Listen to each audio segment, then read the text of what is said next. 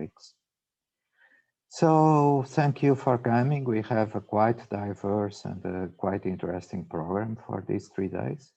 We have live music, 3 amazing artists, these concerts, 1 concert per day. We have a lot of videos, so concerts or video art, and also the music sent by artists. And this is the result of an amazing initiative, that's the Call for Artists, that was done online. We reached more or less 700,000 people on that announcement and Call for Artists, and some original works were sent to nEUlakes project and to the festival. So we are going to have the chance during these 3 days of enjoying those amazing contributions from artists all over Europe. We have also artists from the 6 lakes, the 6 regions that are partners of nEUlakes projects, the nEUlakes project. And on top of that creative, culture, artistic contribution, we have 6 wonderful debating panels related to several topics that are indeed core to the policies related to creativeness, innovation, and of course art and culture in any region, but also in the rural regions. So we have a generic panel about Europe. We have panel about innovation, about digital, about artistic practice, about education, and also the aspects more related to communities and the digital sector and the digital enabling capabilities for these regions. Those panels are a mixture of institutional panel and also opening the room for the people developing projects on the ground to bring their views and to share their opinions. And also we have some international consultants and some international advisors, and that's so very interesting LF panel, to which we also invited some fellow regions through their representations in Brussels, so we could have these interesting debates as part of our festival too. So I'm very happy to have really the opportunity for having a representative from the Committee of Region, an elected member, 2 members of the European Parliament, 4 officers from the European Commission, a top representative from the European Institute of Technology, the representative in Europe to the European institutions from UNESCO. So that's really an amazing opportunity to have not only the views from the ground through those institutions and associations developing projects, but also the framework provided by these wonderful institutions at the European level that indeed are now more present and more relevant and better opening the room for culture to be really a significant policy for development and for future. To open this event, we have in each day the partners from the nEUlakes project. That's indeed the project developing the event. nEUlakes is formed by 6 lakes in Europe. So we are going to have the opportunity to get it decently introduced in each one of the days, but the lakes are representing 6 countries. So Spain with Manzanares La Real in Madrid, in the region of Madrid, the Lake Iseo in Italy, Karkini, and the lake in Finland. In Finland, there are so many amazing lakes, but this is really a very, very, very interesting case of well-managed nature, and that's also near the city that was capital of green capital of Europe for this last year. So that's also an amazing case, and of course the biggest, the widest, the largest freshwater reserve in Europe, that's in Alentejo. In Alentejo, it's represented by a nEUlakes lead partner, which is the municipality of Rogengos, and now we have the mayor of Regengos, representing not only Alentejo, but also the project as a whole as the lead partner. For the moderation, we have a little bit of in-house moderation because we were inviting all these speakers and we felt that it would be perhaps nice to have to host them and to have the opportunity to welcome all of them. So in the first day, moderating the panel, there is my colleague, close colleague, Paula Peiró. In the second day, Camila Olszewicz was the one organizing the event for the dimension of the institutional panels and also the invitations for the Zoom room. And also we are going to have in the third day our colleague Céline Sauer, and it makes possible to the event to follow the 3 European working languages, so we can speak French, German or English, or of course in the case of the elected politicians, their own language.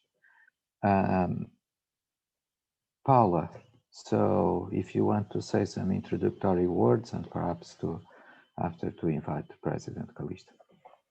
Yes, hello, good afternoon to everyone, and thank you for participate and welcome to this event.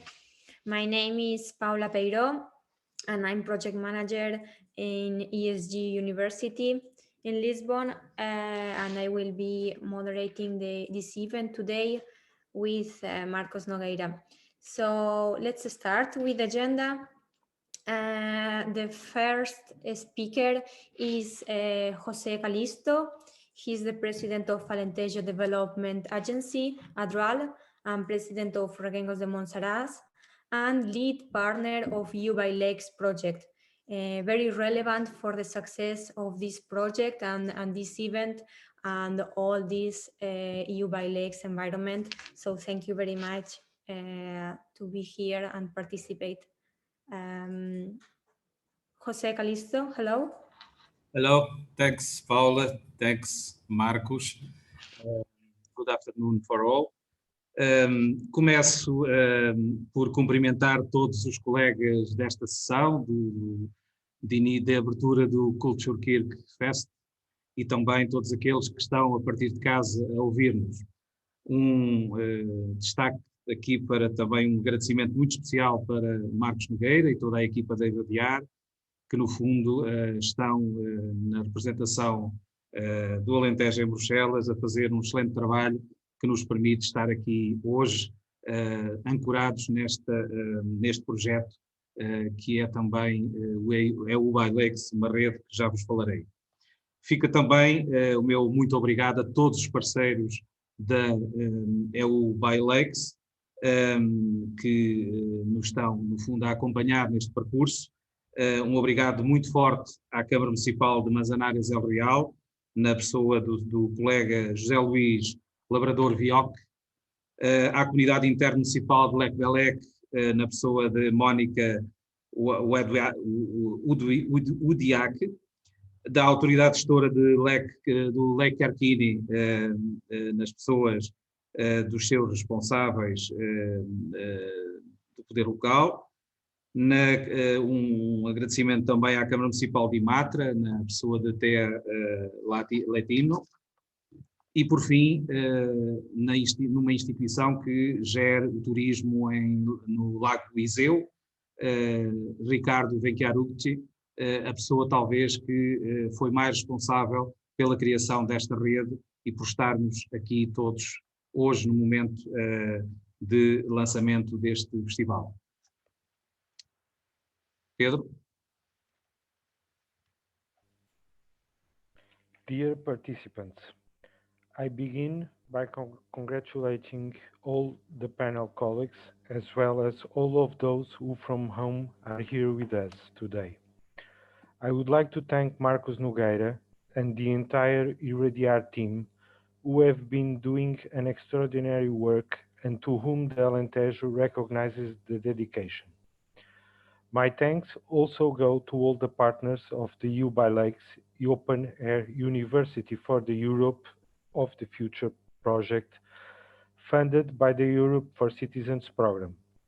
Also thanks to Manzanares El Real City Council, in the person of my colleague José Luís Labrador Vioc, Lac Ecbelec Intermunicipality Community, in the person of Monica Voviak, Lake Kerkining Managing Authority, in the people of Kazantsis Svas and George Arapakis, Imatra City Council, in the person of Thea Laitimo, and finally our partner from Italy, Visit Lake Iseo, in the person of my colleague and friend Riccardo Venchiarutti, to whom we owe so much our presence here today. Não poderia deixar de recordar que o projeto que hoje estamos aqui a apresentar começou há vários anos em Iseo, em Itália, a partir de uma rede de municípios europeus com lago, a nEUlakes, uma rede informal que pretendia unir forças, partilhar ideias e experiências e promover o desenvolvimento sustentável, valorizando os lagos como um ativo.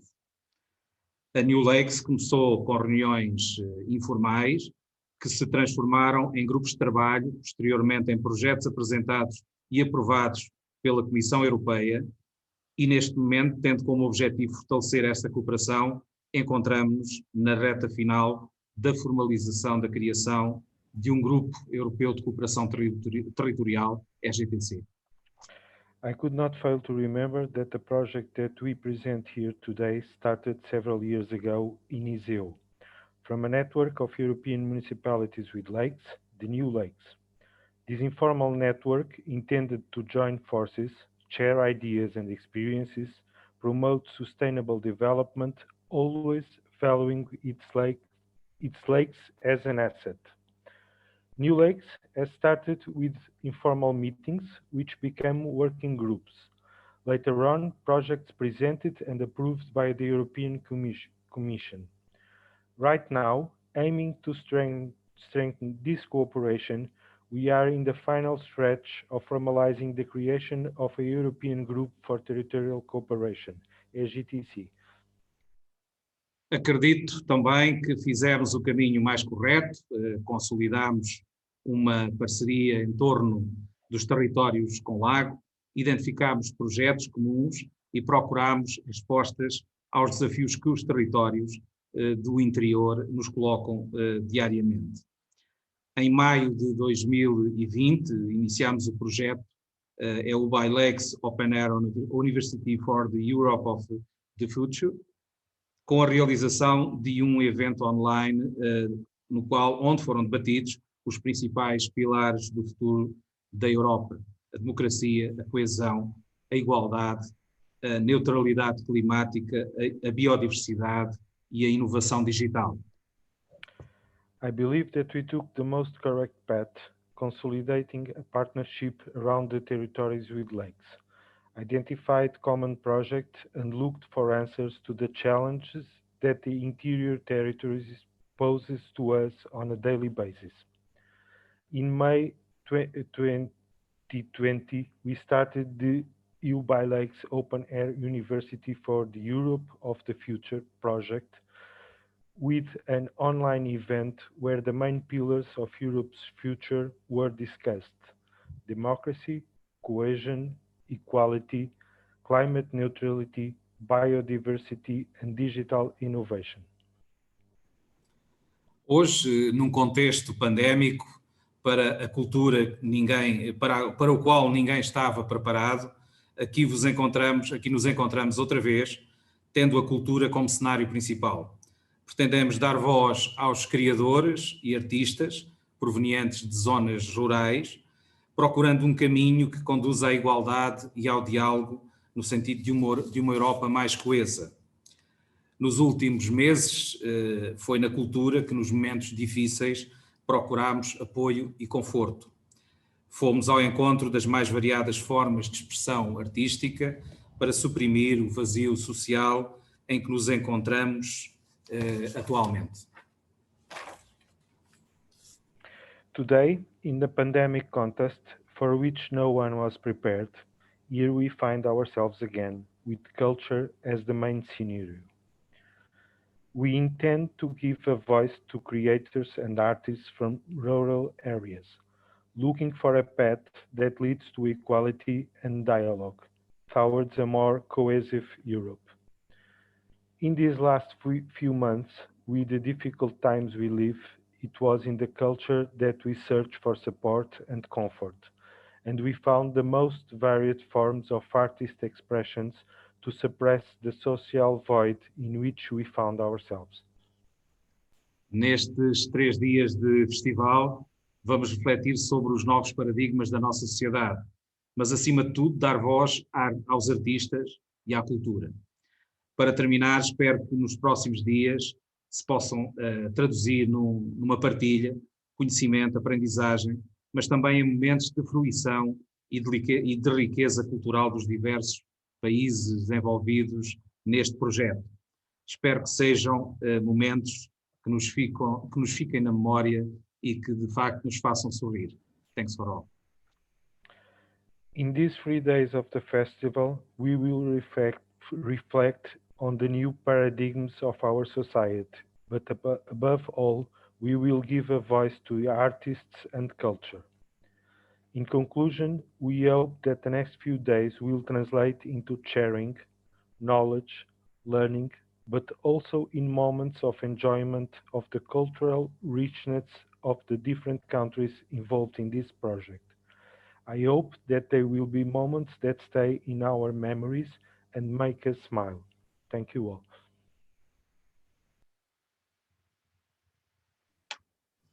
Thank you very much. Thank you, José Calixto. Thank you. Marcos, would you like to introduce the next speaker? Oh, that's now we were planning 20 minutes for this opening, so let's keep it as short as possible, but we have 2 representatives from Lake Iseo.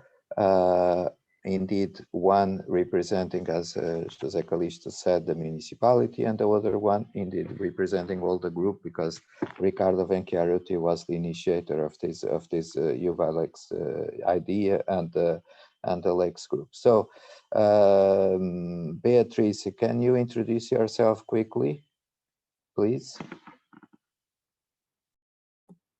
Yeah, hello. So Riccardo is reaching us. Yeah, he's here. If you okay. Okay, Beatrice, just hello. Yeah, so please. Yeah, so hello everybody.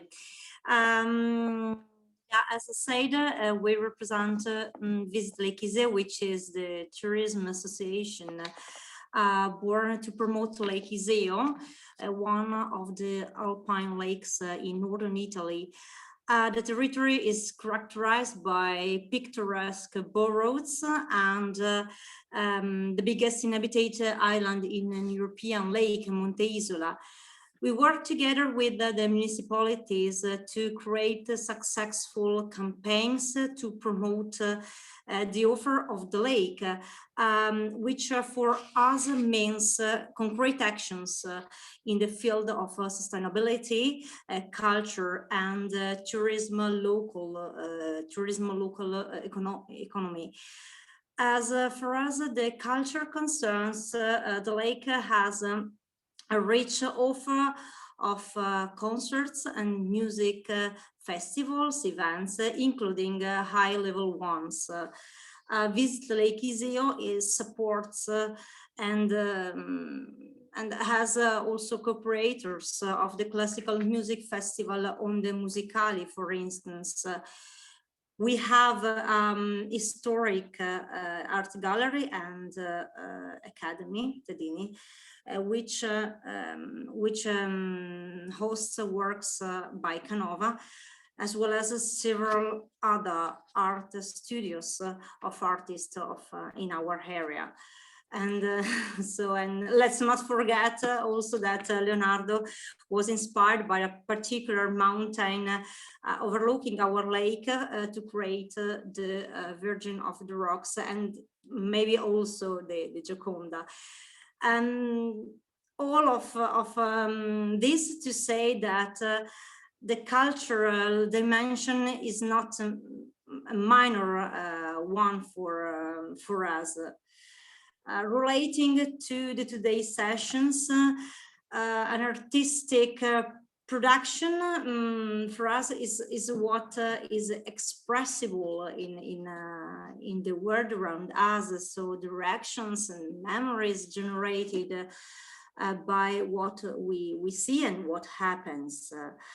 The artist therefore uses culture to share his or her considerations and values. And this sharing can only improve people's intellectual level.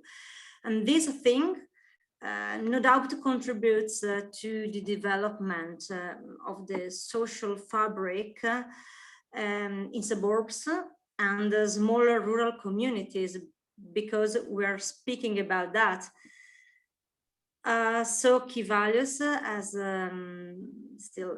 already said, are the democracy, equity, awareness of current events and social political dynamics in order to be able to make reasoned decisions in everyday life. Then a sustainable local development, both economic and intellectual, and also an intergenerational dialogue that turns into intergenerational solidarity, also to help overcome such a critical moment, both for the cultural sector and for all of us. I have had the opportunity to chat, to speak personal with some artists of our area, to whom we have put these issues. They agree that culture can be an instrument, so can be interpreted as an instrument of expressive freedom, but also as something that can hold back the passing moments, the passing time. And maybe the artists, authors and creators who took part in this festival can show how this is making great. Please, we are out of time. Sorry, Beatrice. So sorry, but yeah, we really need to because this is long festival and we can't get late. Yeah, let's take. Okay, thank you so much, Riccardo. Let me quickly introduce you, but in a very simple manner. You were the initiator of this network of lakes a lot of years ago. This now is an European movement. It's one of the few organizations at European level taking care of those aspects related to sustainability in rural areas. We need an opening word from you, but if you allow me to suggest, we need a very, very quick word, and after, if you can stay online, I hope you can help us on the debates with the institutions. So we have the European Parliament today with one of the most influential members, and we have also the direction of the European Institute of Technology and UNESCO. So Riccardo, if you could say just a few words, and after you are still here with us.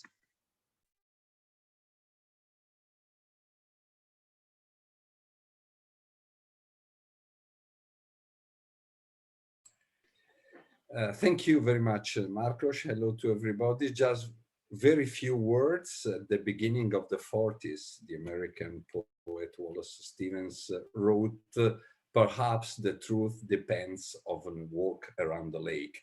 We don't know if the people that live on the lake has the truth in his pocket, but for sure, we know that we are living on a lake and give us a particular feeling with the beauty of the nature, the landscape, in one word, the art of universe.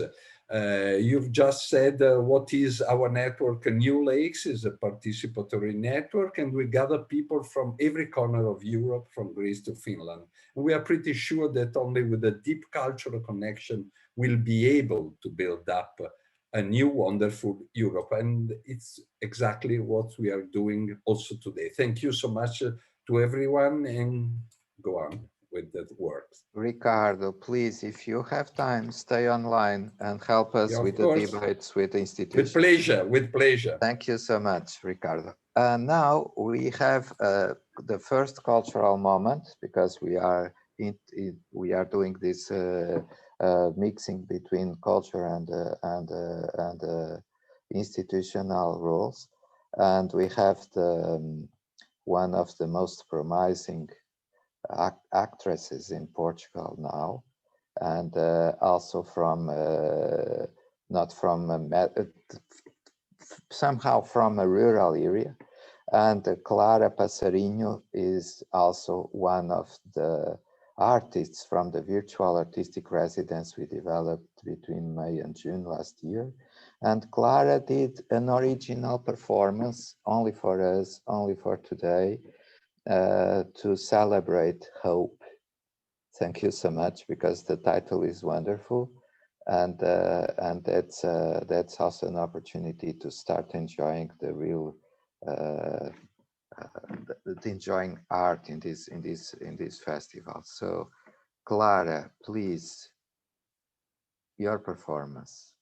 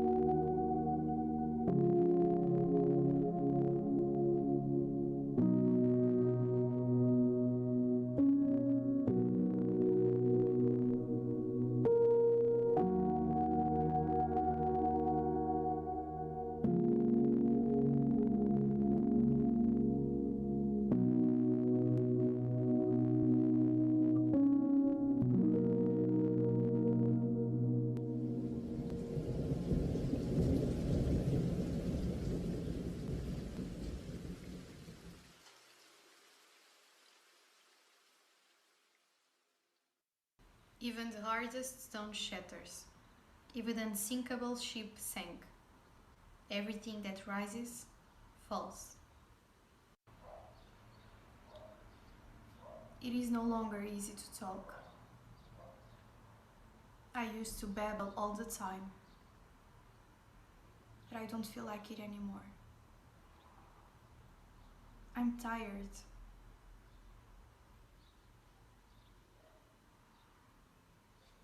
I would rather keep quiet.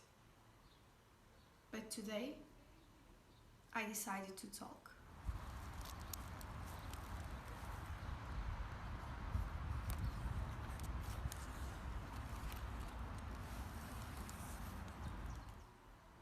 We know someone better through their flaws than through their wins. We are the most vulnerable when we sleep.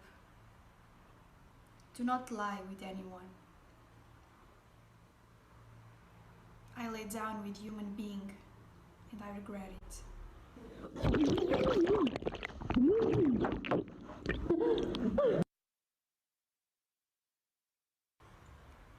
I feel more dead inside than I feel alive. We don't know that we are alive while we are living. Only when we die, we do realize what it was like to live.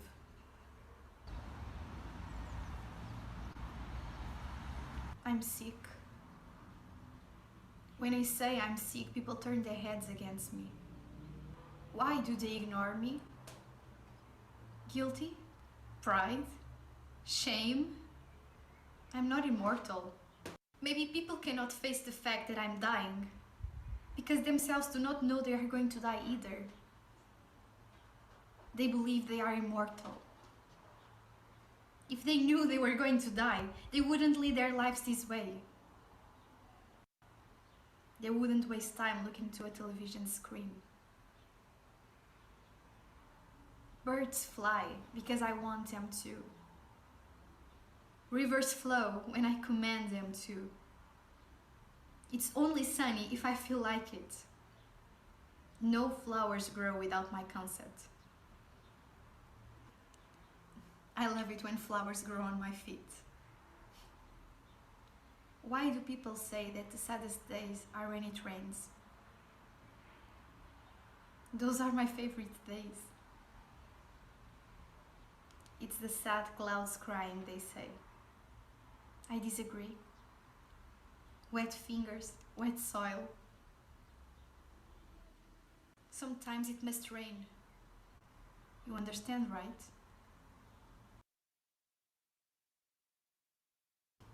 I dream of the day when I will wake up and be looked directly in the eyes.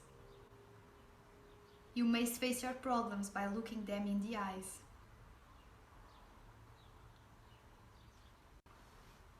I can't hear you anymore. Every day you keep complaining, always saying you are sick. You scream at night and mow by day.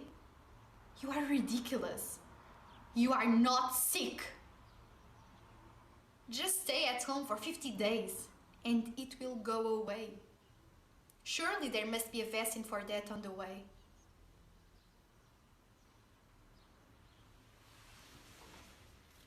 My illness doesn't pass with 15 days at home. Why am I irrational while you are the ones making mistakes? Maybe the answer is the irrationality.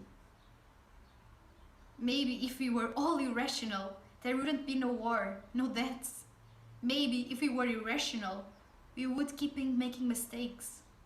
I will stay the same, even if all of you disappear. But if I disappear, nothing will ever be the same. Hold the hand of the one who holds yours. I've been rushing my hand for eternity, and no one grabs it. Grab me now. We still have time. As long as there are mouths, there will be words. As long as there are eyes, there will be landscapes. As long as there are noses, there will be aromas. As long as there are ears, there will be music. Because if there are at least two people, there will be art. And if there is art, there will be life.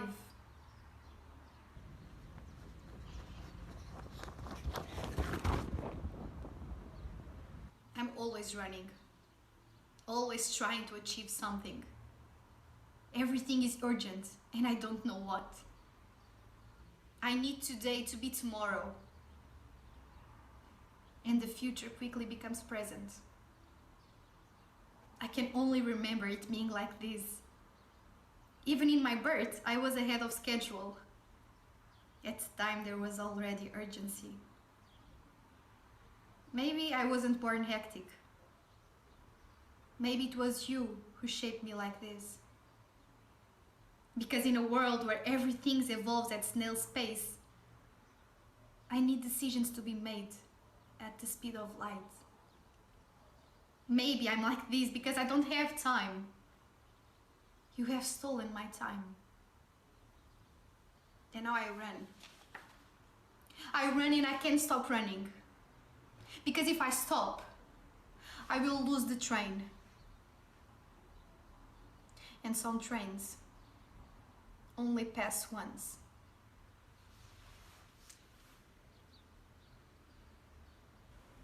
Signed, Planet Earth.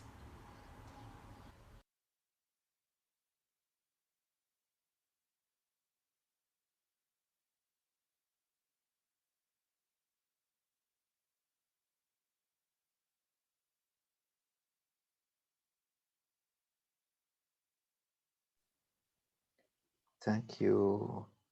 Thank you, Clara. Clara, are you there? Paula? Yes, yes. I wanted to say to Clara, thank you very much. It was really nice. And if you have some short words to share with us to explain the reason or the video that we just watched, please feel free to talk. Clara? Yes, I'm here. So first of all, I would like to say thank you for the invitation. It is always a pleasure.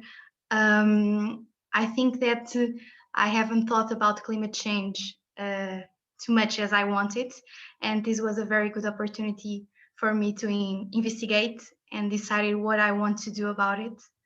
And I think it was it. Thank you so much. Thank you, Clara. It was really nice. Marcus, would you like to continue with the next speaker? Yes, we have now the first institutional panel. This is an exercise of debate and dialogue. It's not long, deep presentations with PowerPoint. So that's really to have the opportunity of exchanging ideas among the four institutions represented, and also, of course, from the audience. So these panels are short. We have short presentations too, and this is, of course, introductory for the interest that the institutions represented may have.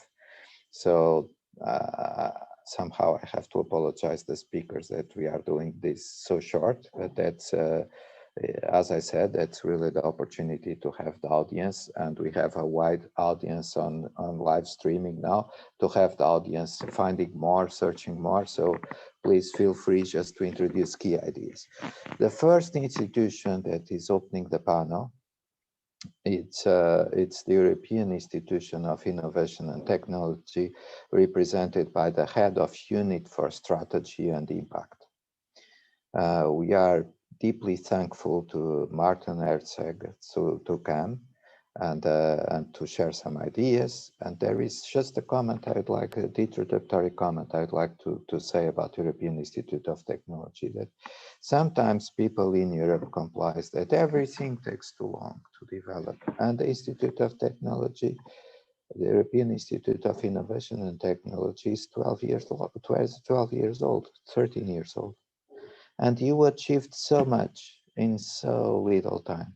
So that's not always true that in Europe everything takes very long, because indeed sometimes very, very important and impactful results are obtained if we do it the European way, networking, cooperating, collaborating, opening to participation, as you do with the knowledge and innovation communities.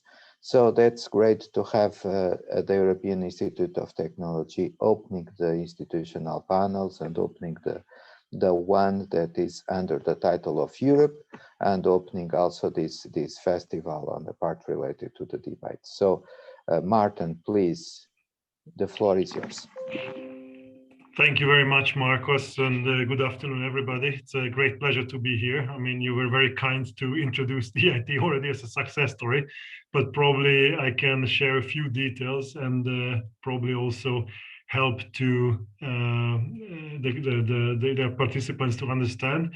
I would just like to share a few slides, but currently I seem not to have the rights, and I do. Thank you very much. So I can start sharing my PowerPoint. I hope you will be able to see it now very, very soon. So good afternoon again. I'm very happy to kick off this panel, and thank you very much for the invitation. I'm Márton Herczeg, head of the Strategy and Impact at the European Institute of Innovation and Technology, the EIT. And our mission is to bring together business, education, research in order to strengthen Europe's innovation capacity and global competitiveness on a number of different aspects. For EIT, the cultural and creative sectors and industries, CCSIs, are incredibly important, but also for Europe, we believe. You all know this very well, but I want to stress that we at the EIT really value the role of the sectors to play in so many areas of economic, social, and personal life, as they are key drivers of economic growth and job creation, employing over 12 million people before the COVID. They are heart and soul of Europe, displaying of diversity and unity worldwide. And they are a global symbol as well, enhancing Europe's role in the world as an ambassador of values. However, you know very well that CCSIs have been hit very hard by the COVID-19, unfortunately, losing around 30% of their activity, answering to about 120 billion euro. So we need to help to innovate and recover from this crisis so they can also drive forward Europe's creative future.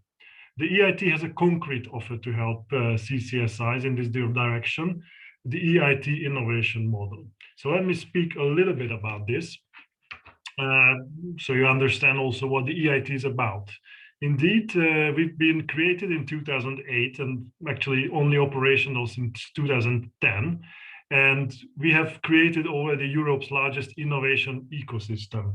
So our network is made up of more than 2,000 partners working through more than 60 hubs in Europe, but also beyond. We have hubs in the United States, Israel, for example.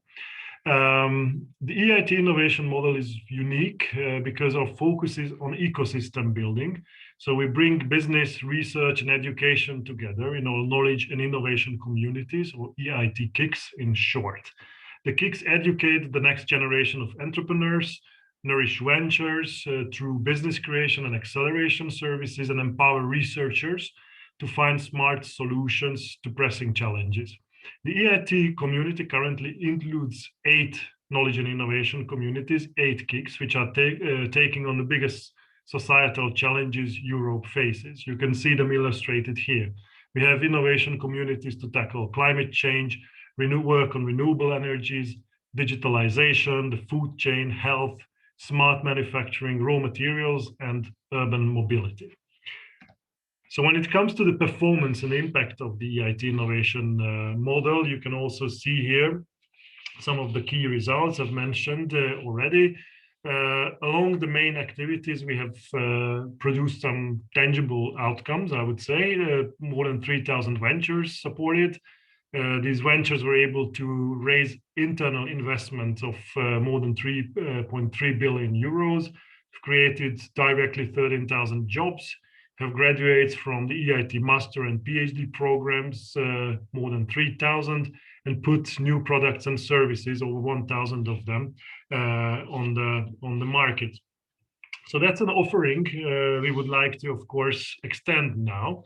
And we have just reached a political agreement on the EIT strategic innovation agenda for the next financial framework of the European Union between 2021 and 2027, for which we have basically 3 main objectives.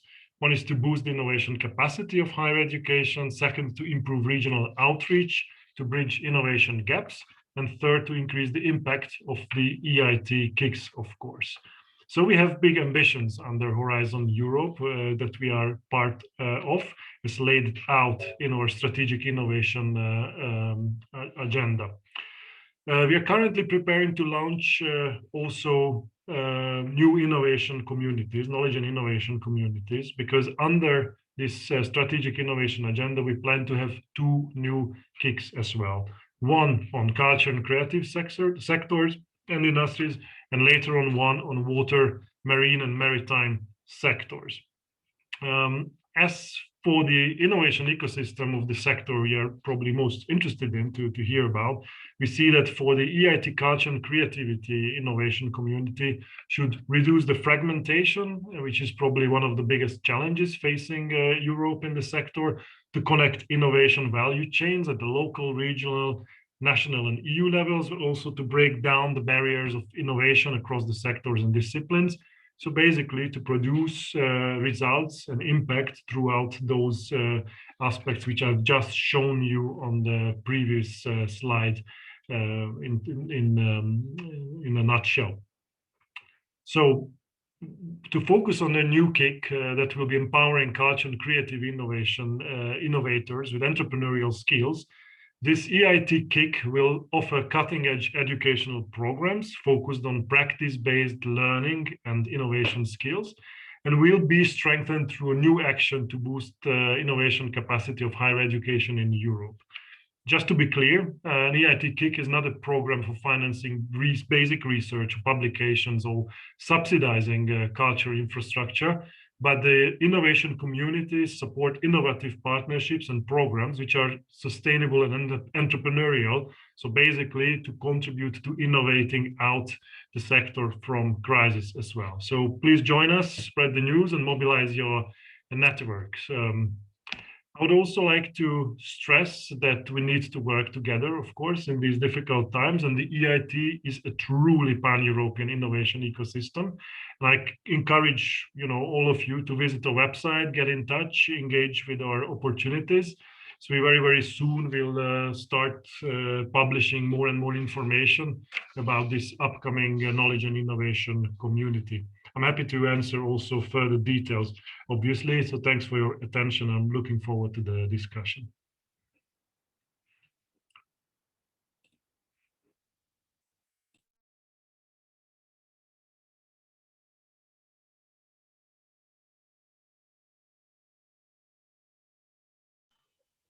Thanks, I think I Márton. managed to stop sharing. Yes, good. Thank you, Márton. Okay, I was not able to turn on the microphone, but now yes. Thank you. So we have our next speaker, Mariachiara Esposito from European Commission. She's Policy Officer for Cultural Policies and Cultural Heritage Innovation and Research and Culture and Sustainable Development. So hello, Mariachiara, good afternoon. Good afternoon. Hi. Good afternoon, everyone. Thanks for this invitation and congratulations for holding this event despite the very difficult circumstances where we are all working and sharing this experience at the moment. I will also show some slides. I will try to be as short as possible. As you can imagine, it's quite difficult to update the audience about such a large spectrum of policies where we are working in the GIAC. And particularly in my portfolio, as you mentioned, I deal with cultural heritage and the particular relation between cultural and creative sectors and innovation on one side, and this, let's say, more recent topic where the interplay between culture and sustainable development also is object of new policies. I should try now to share my screen.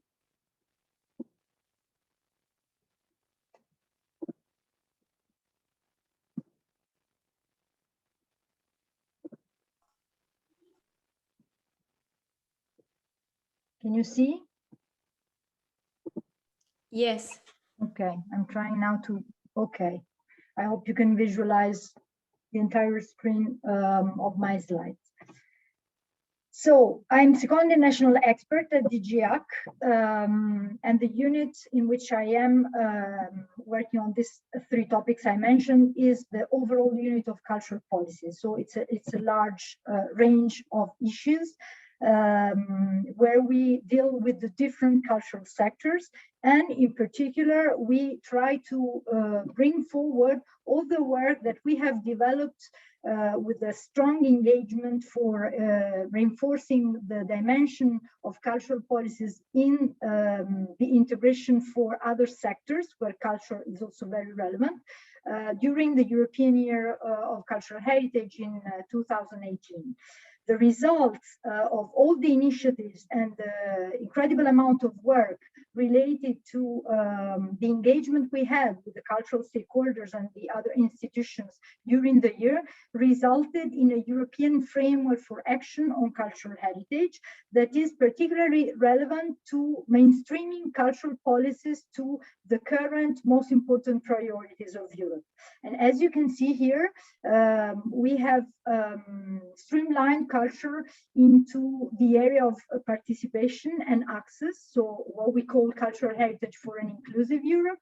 And then the strong relation with sustainability, so cultural heritage for sustainable Europe through solutions for a cohesive and sustainable future. And linked to this, the importance of the impact of culture and cultural heritage on climate change, so what we call the resilient Europe.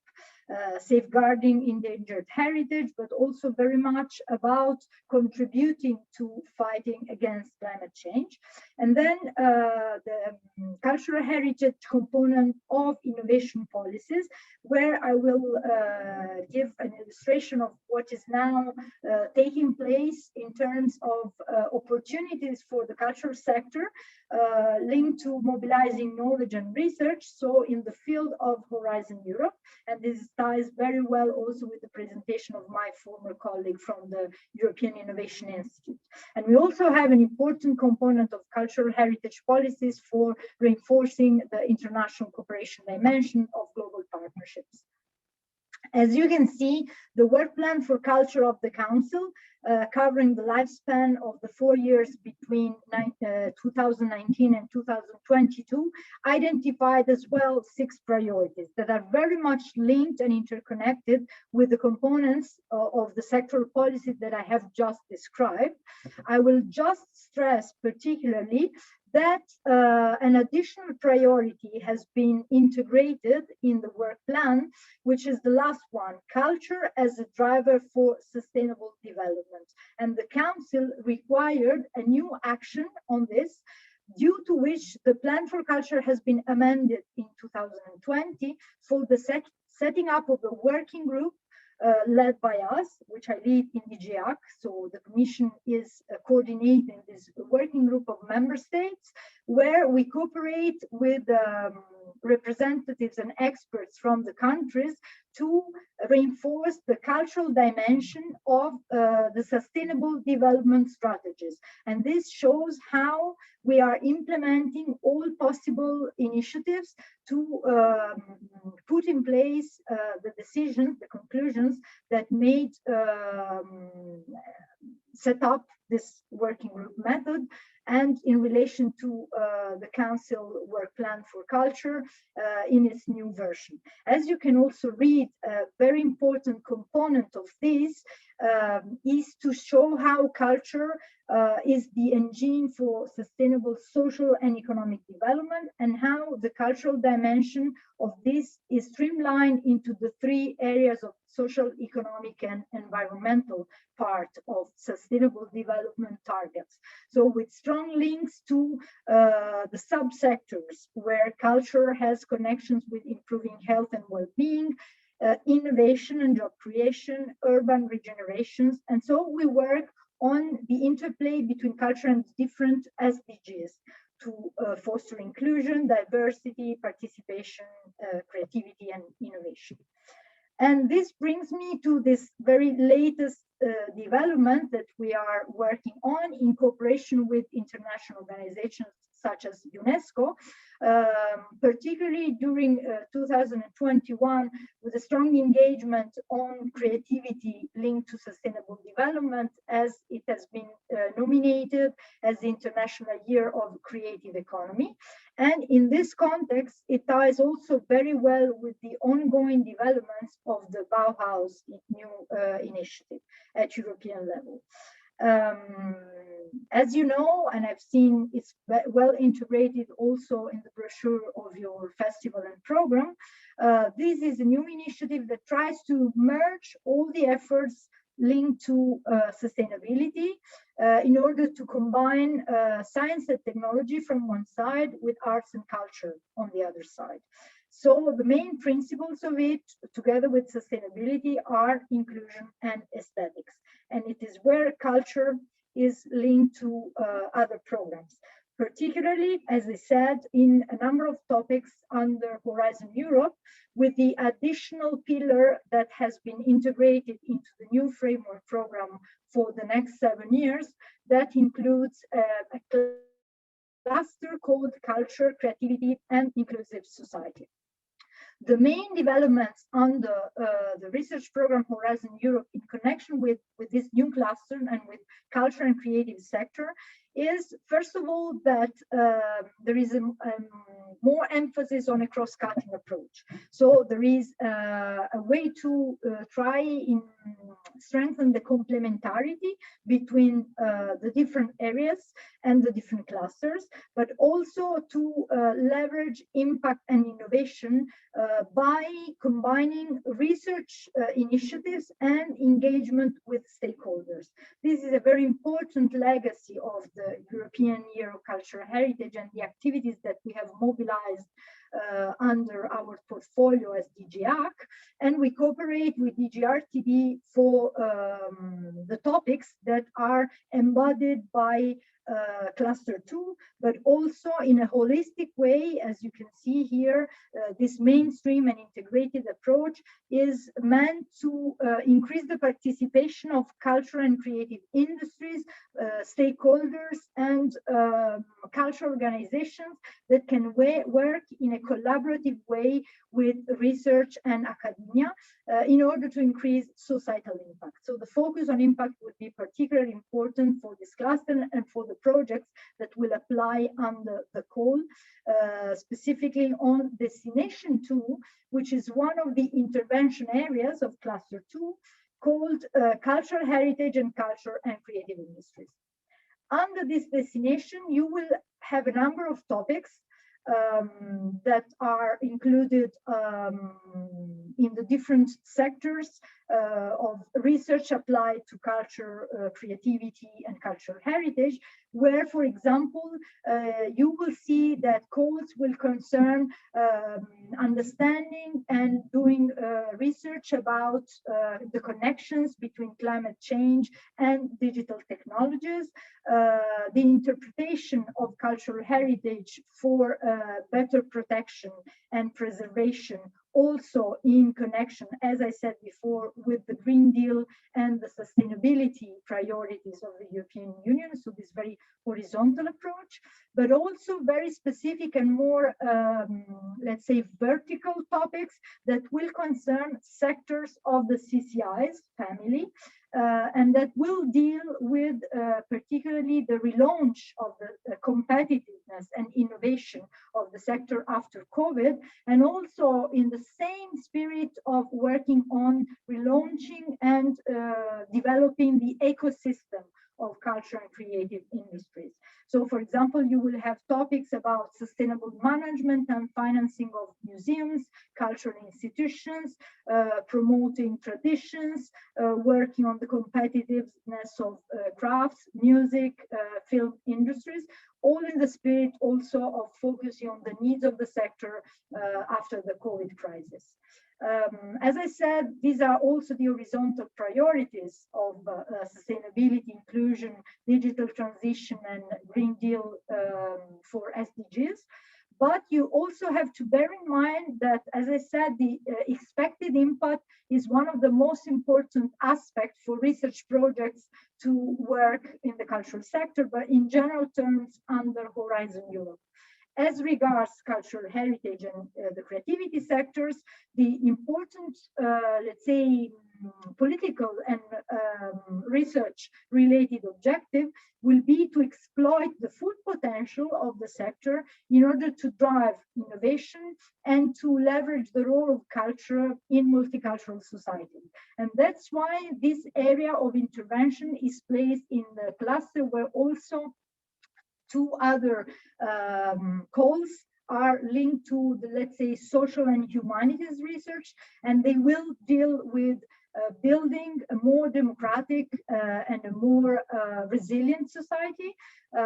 And on the other side, you will also have calls for education and participation. So there are three main areas under this cluster that will also fit a number of collaborations between research and humanities cultural domains. Under this cluster, there will also be a focus with a new topic on the new European Bauhaus. And the reason why this will be included in this particular cluster for culture and creativity is because this particular call will be open to fund projects that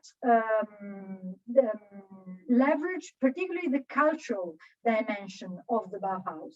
As I said, and as you will hear from different angles and perspectives talking about this new Bauhaus initiative, which is ongoing and under construction, many pilots will have to be set up and will also concern the different aspects of inclusion, sustainability, aesthetics.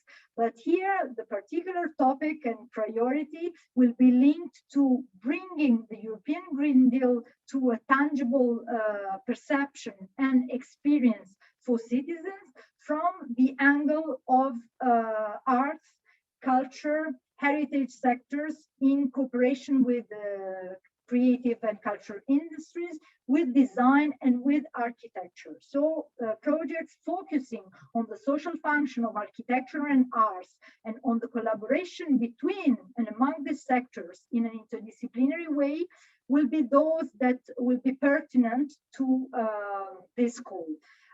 And it's really about putting this interdisciplinary research at the heart of European inclusive society to contribute to design this new way of life from a cultural component point of view. I have now illustrated the main, let's say, priorities that we are working on, and I would really be happy to receive some questions because it was really, really a short time to cover all the activities that we are developing and bringing forward since a number of years. Thank you, Mariachiara. It was indeed short, but comprehensive. You went through a lot of topics, and thank you for inspiring us with these new initiatives from the European Commission. So I hope everybody kept it in mind and will be able to follow what the Commission is doing. And I think that one of the most important things you may be doing is indeed to open and to engage with the dialogue with regions and stakeholders. That's a priority for the regions to respond, to reply, to provide the Commission with feedback. And that's why some regions organize into networks. And this is very much, that's a current activity in Brussels for the other representatives of regions. So we are going to have Luisa Poclen. Thank you, Mariachiara. I'm moving to the next speaker after we have a little time for questions. So we are going to have Luisa Poclen, and Luisa is a colleague, let me say, because you are also in Brussels representing regions, and we work a lot together under the scope of a very interesting initiative that you are co-leading, so the RIC, the Regional Initiative for Culture and Creativeness. So Luisa, please talk about your region, talk about yourself if you like, and talk about RIC. Yes, thank you. Okay, can you see me? No? Everything fine. We can see you and we can hear you. So yes, I would like to share a short presentation. I don't know if I am able. I will try. If I'm not able to share the presentation, I will speak without the presentation.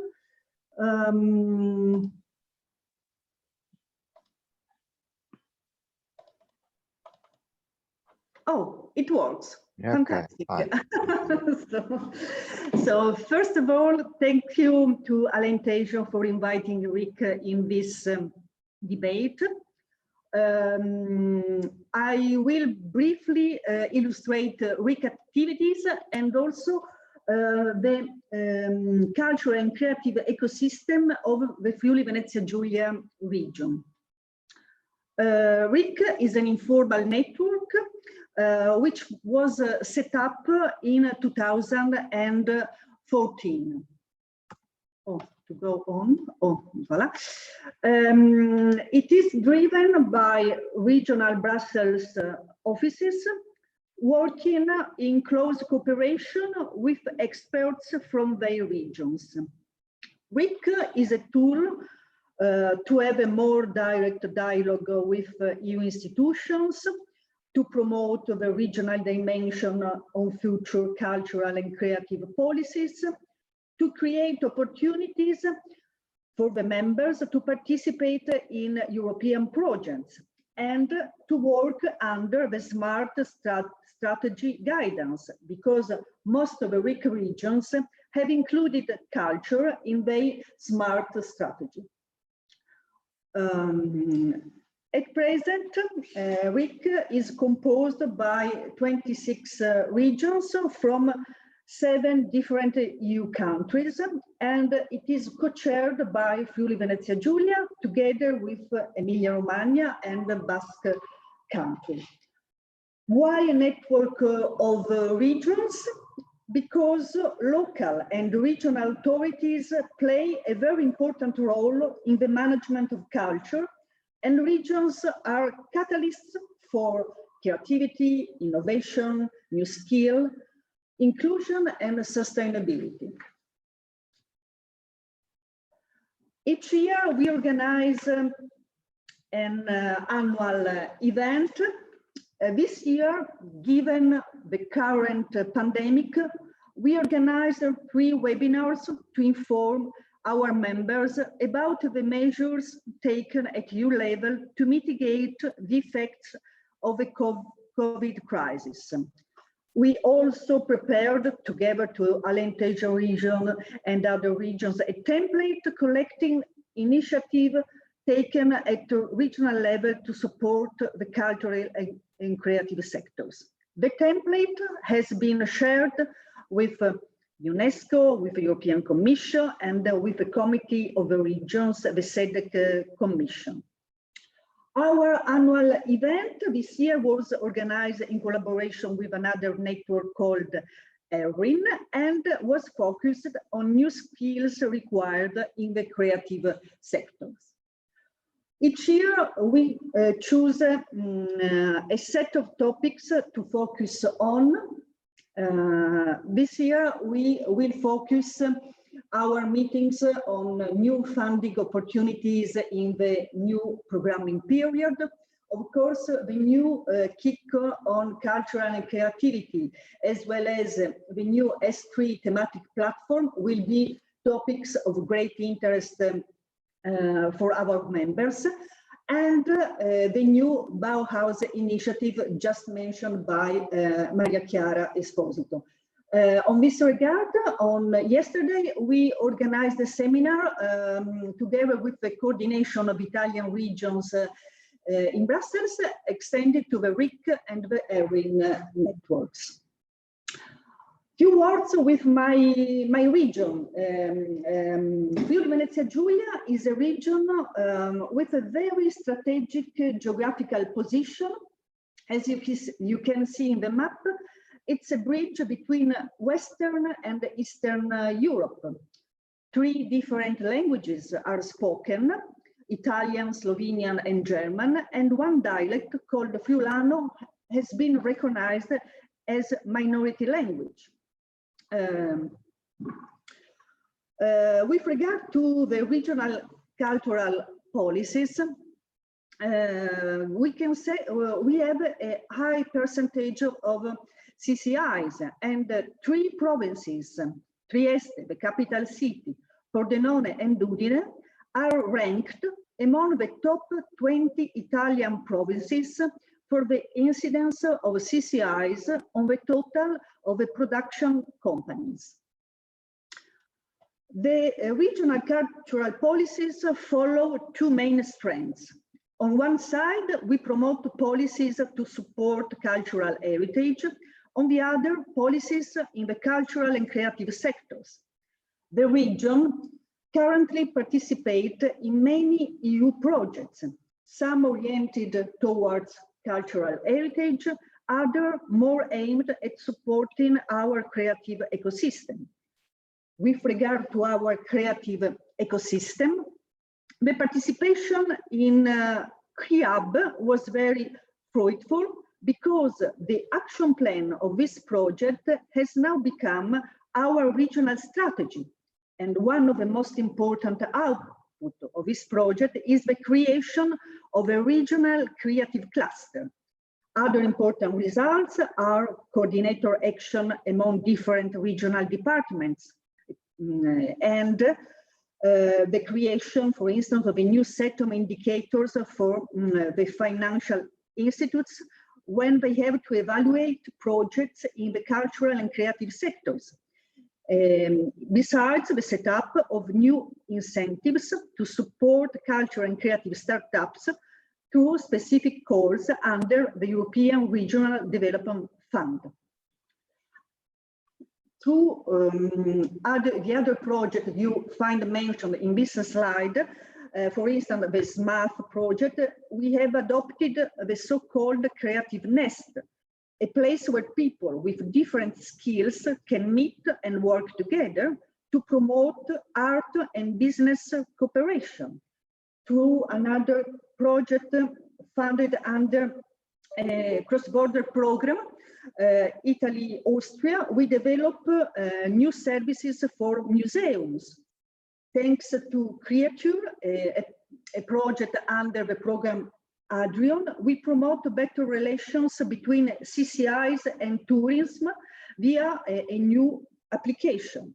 And finally, through the project funded under the Central Europe program, we will organize the first regional fair for culture and creativity in order to discuss the results of all policies.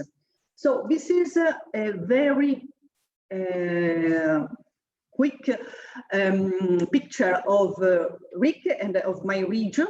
Here you can find the coordinates of the other co-chair of a network, and together with Alentejo region, who is a very active member in the RIC network, we are at your disposal for further information. Thank you.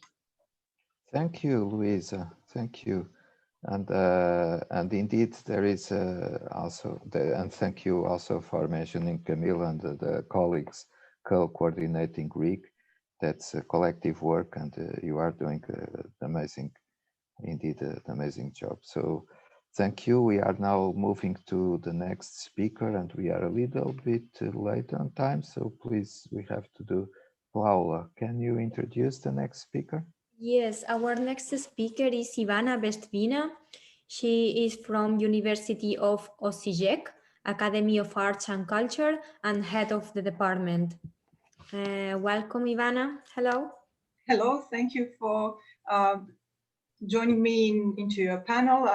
It's an honor to be here.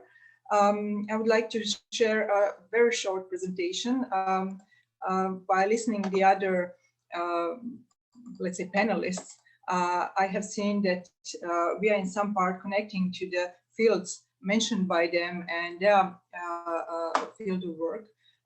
But just to introduce my university, it's one of the 4 largest universities in Croatia, although Croatia is rather small, but we are trying to, let's say, cover all major fields we are having 12 faculties for university departments, and I'm coming from the Academy of Arts and Culture, where my department is in the field of science, culture, media, and management. These are all faculties that are listed and operating at our university. We are having around 18,000 students and around 2,000 teachers. But I would like to say more about what we have done in the past, let's say, few years. We are youngest department and we're youngest department in the university. And we, let's say, started with cultural studies that are mainly, let's say, perhaps a classical approach. And by analysis of the labor market after a few years, when our students started to be employable, we saw that they are much more employed in digital economy, in media, and creative industries than in cultural institutions and let's say educational institutions. And therefore, we wanted to let's say modernize our study program and adapt it to the needs of the market, as our market are equally our students, but the companies as well and institutions that are enrolling our students. So they're wanting to for them to have the skills which are usable. So we saw that our students have to have let's say a broader range of skills. So we employed especially in the field of management in culture and creative industries, fields in financing of culture, in project management, event management, public performance, but digital and unconventional marketing that we saw that's very important. And we developed a new module together with our business partners, Osijek Sotor City, and I'm very let's say proud on that cooperation. That is design of digital interactions. It's something that was not, let's say, expected of us in the first year, but we got fantastic results, and our students are even now getting in the beginning of their second year, they are beginning offers from the IT industry that needs designers. So it's complementary to what other panelists said. Of course, we are developing strategies and we are developing policies, and we are trying to, let's say, work on projects, but without the communication with the market, with the creative industries and employees and owners of those enterprises, let's say, regardless of the sector. Are there non-profit or organization? Are there artistics on the market, or companies? We need to develop programs, study programs that suit their modern and digital needs of not today but tomorrow. So that is in few sentences. I just wanted to give a short overview what we are doing and not taking too much time. Thank you.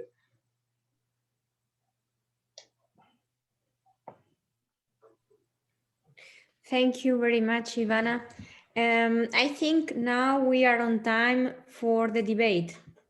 So we might not have those 15 minutes for debate as we were planning, because we are a bit ahead of the scheduled time, but let's at least open to the floor to questions from our lake partners and also other members of the audience. So Riccardo Venchiarutti, if you are there and you want to make like a comment on this you are a bit of our mentor, so it would be somehow a way to summarize the views on this.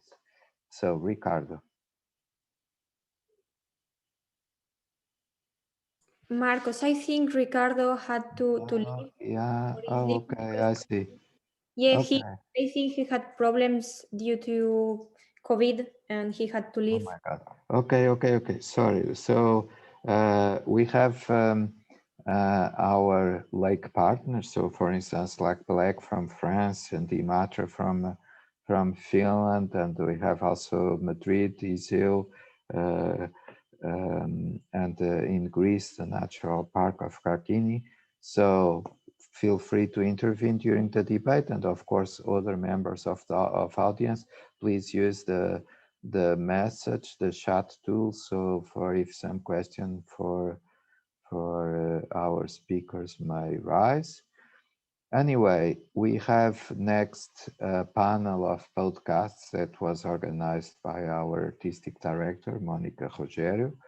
And Monica organized for each day a moment, 15 minutes of podcasts with interviews for several people who was coming to be part of the event by performing a little speech or an interview that we could deliver in video. We have today 4. We have first a painter from the Lake Iseo, so that wonderful nature that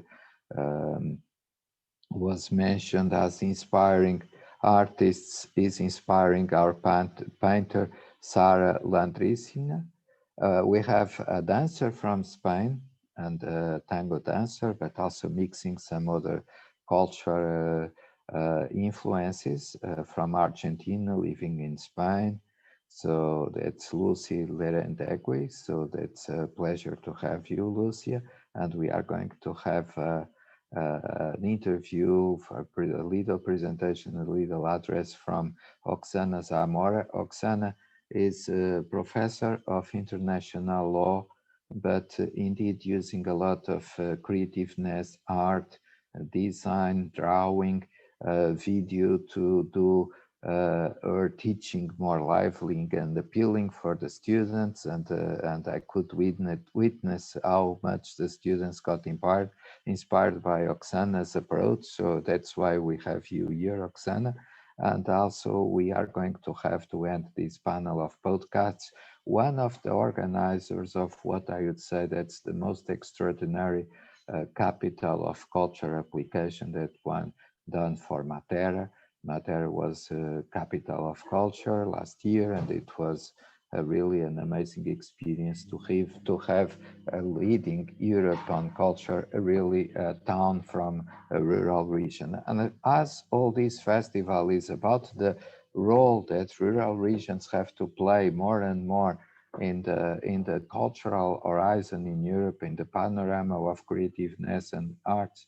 So that's why it is so interesting to have Ilaria Dauria talking about the application they did for Matera as a European capital of culture. So if there are no questions, Paul, I don't know if there is any remark.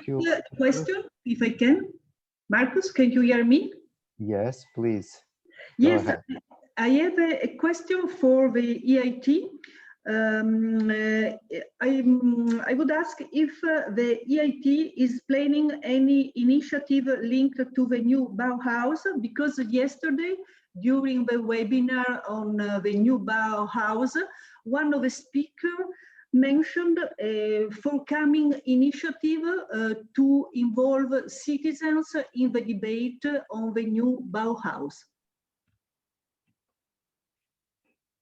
Thank you very much. I mean, indeed, the new Bauhaus is something which is on the radar for the EIT as well. Obviously, we are glad to see the developments and the initiative from the commissioner. From our side, we believe that the EIT can play a strong role in the design, the delivery, and the dissemination phases of this new European Bauhaus initiative, simply because the innovation communities we have, they already cover several areas which are critical for this new Bauhaus: climate change, sustainable energy, digitalization, healthcare, food supply. So a lot of aspects which are relevant basically in the innovation area. Also aspects colleagues mentioned on Green Deal and so on. In the first instance, actually, our take will be to work on exactly because of the nature of this topic, is to work on a cross-KIrC project, meaning not only for one innovation community, but several innovation communities that will work on the first phase. We are just about to conceptualize actually this project. This will be probably something around city design and planning, but this is in a very, very preliminary phase still at the moment, as the initiative has just been launched. Thank you, Márton. And I think that we have to move on to the podcast panel because we are a few minutes late and we have to keep this on time because of the live music performance. So I was asked by the producer, Invisible City, I was asked by the producer to avoid any delay so the artists can play on time live online. So Monica, your podcast panel, please.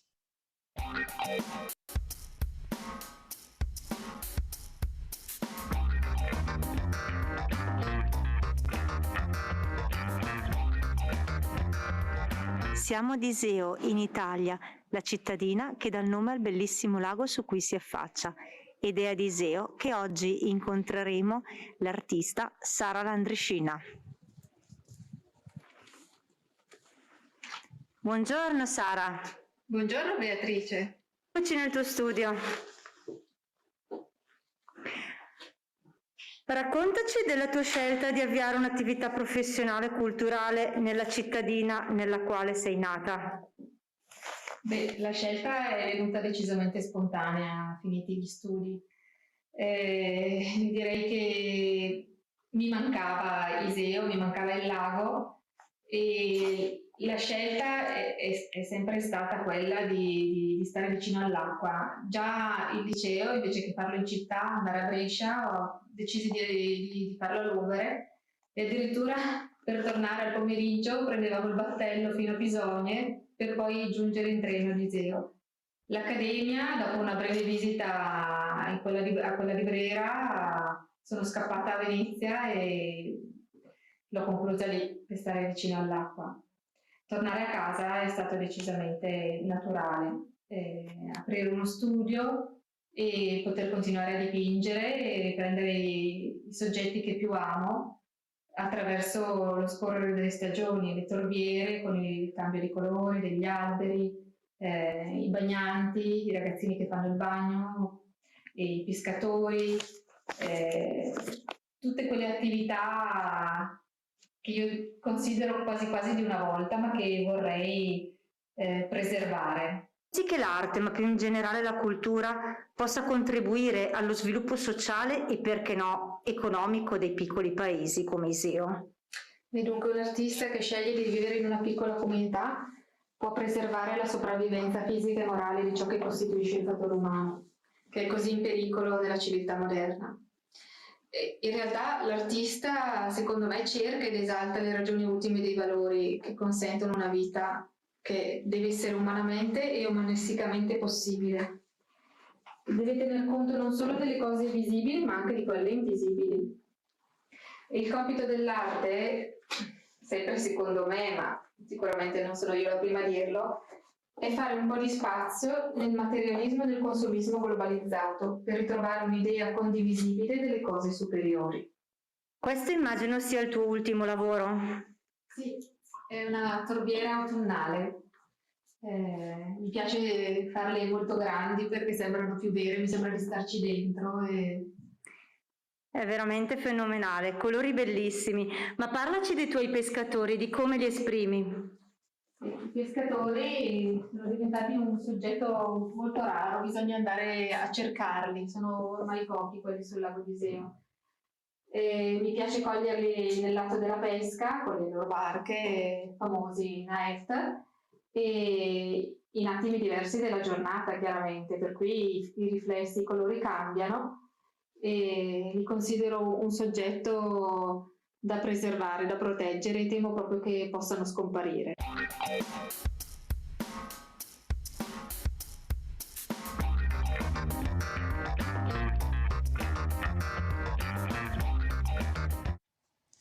Hi, my name is Lucia Lerendeghi. I'm an actress and tango dancer. So every day I teach drama and tango to many people from all origins and all ages. So diversity is one of the most important axes of my work. Over the years, I have understood that working with a group of people really means to work with a set of unique and diverse personalities. It's like a dialogue, like a creative dialogue.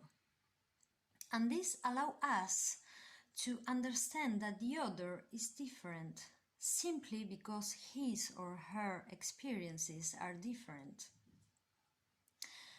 And we can accept the other, but not only passively, but to build something together, to create a dance, a story, a theater play with different points of view.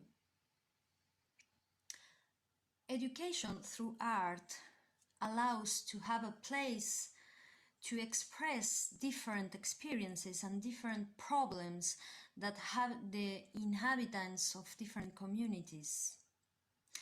And when we can sublimate these experiences, we can build something together, and we can build also new realities.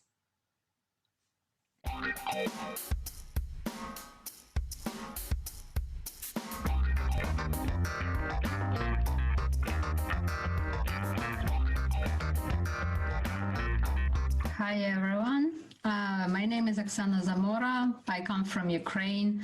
I'm a university teacher. I work at the Sumy State University, if you might be interested. So the question was that concerning my artistic, let's say, interests, and if I use them in my teaching experiences, and actually if I value that. So actually, as I said before, I'm a university professor and I teach international economic relations, but it doesn't stop me to draw. And actually, my drawing are quite childish, I would say, but people like them. So from doing that for my own, I started to publish them on Facebook and on Instagram under the hashtag MuseManiacArt. And actually that inspired me, I mean, the reaction of people inspired me to, let's say, review what I'm doing, because my students, my colleagues started to say that we enjoy it a lot. And actually I'm drawing muses mostly. And my colleagues from my department, you can imagine, like real academicians, they said that let's make this muse a part of our team. So now at our website of the department, you can find Mr. Moose. He is a vice of our head of the department on magic affairs, and he has a whole resume saying where he graduated, what he can do, and so on. So we use his image for different announcements and some engagement activities. So I draw him now in our corporate colors. This is my cat. She came to participate. So as I said, except that what I'm doing in the university, I'm also a non-formal educational trainer. And actually, I would say that arts and drawing, they are following me all my life. So being a non-formal education trainer, I found out such thing like graphic facilitation. That's when you are drawing something while listening to what people are talking about during the training, especially during brainstorming. So you're visualizing what they're saying, and statistics says that it helps people to remember it better, because most of our information comes from our eyes. And after doing that, during the trainings, I understood that why not to use some artistic and creative approach to my teaching. So I also was inspired by visiting American University, where I was a visiting professor for half a year, and I saw actually that people are quite, democratic and not so academic as in Ukraine we are. So I started to organize some non-formal, let's say, exercises, group works, and so on. And I started to use this creative approach, and I started to engage all kinds of arts. Mostly drawing, performances, pantomime. So this year I got my first feedback, because before that I just didn't want to document it. This year I made it in a written form from my first year students in the course of country studies, which is really boring usually in Ukraine. But they said that they enjoyed every home assignment because they had to be creative. They had to do some theater performances, so imagine themselves politicians and so on. So we played a lot. And one of them was, of course, drawing things. So they even performed some scenery from diplomatic meetings and something using their toys or animals. So that was fun. Also I added to this experience my impressions from visit to Malta, where I was invited to participate as a youth worker in a training within the Erasmus Plus exchange for youth workers. And that training was devoted to, let's say, putting into the youth work a little bit of theater performances. So there we were talking about theater of oppressed and the methods of the theater to be used for, let's say, enhancing the youth dialogue, self-reflection, self-expression, and so on. When I came back last year, I also embedded that into my work, and I would say it's pretty, let's say, rewarding. I would say that the younger the students are, the more they appreciate all kinds of all this creativity and artistic approaches. And before they mention the quality of teaching, they mention this, interesting stuff in their feedback. So I would pretty recommend all the teachers and academicians, even from higher education, that's where I am, to apply as much creativity as possible, because I think this is the let's say the motto of the next century, like being more emotional, more empathic, and more connected to your students.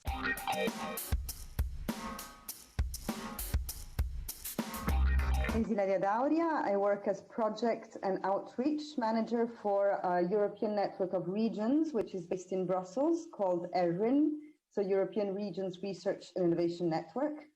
And I worked for some time to the candidacy of Matera as European Capital of Culture.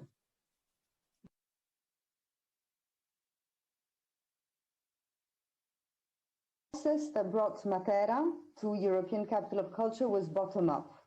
We started as a very young group of very motivated people because we saw in this opportunity a chance to bring a very small city to put it on the map. And we knew that since 1985, 60 cities or so were offered the title. At the beginning, it was main capital cities. And as time went by, it was more and more small cities and cities in remote areas. So this gave us a very, very big motivation, especially because we learned that we could win by being honest about our challenges, about our difficulties, and we decided to be bold and to say how things were and start by talking about our problems and transforming them into something more creative.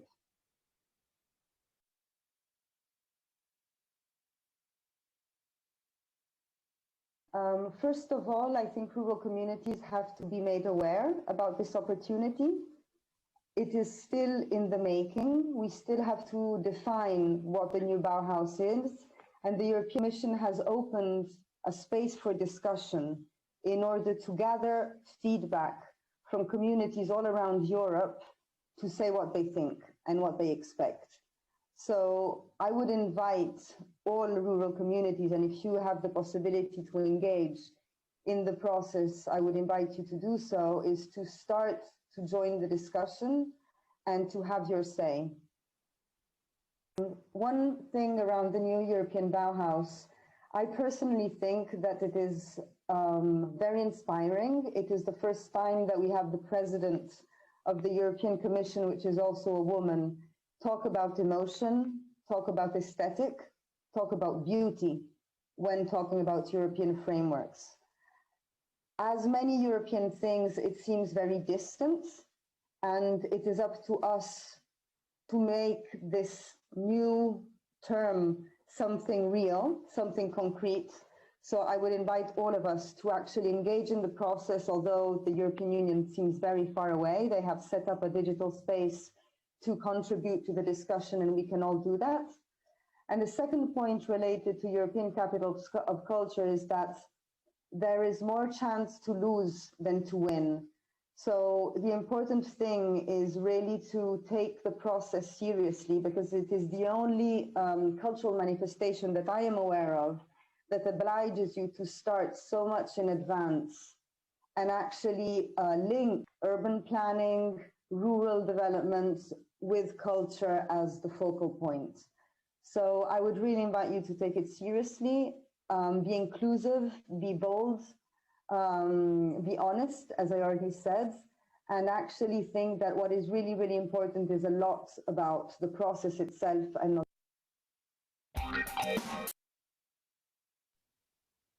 Thank you, Monica. Thank you so much. Wonderful cases and so inspiring examples.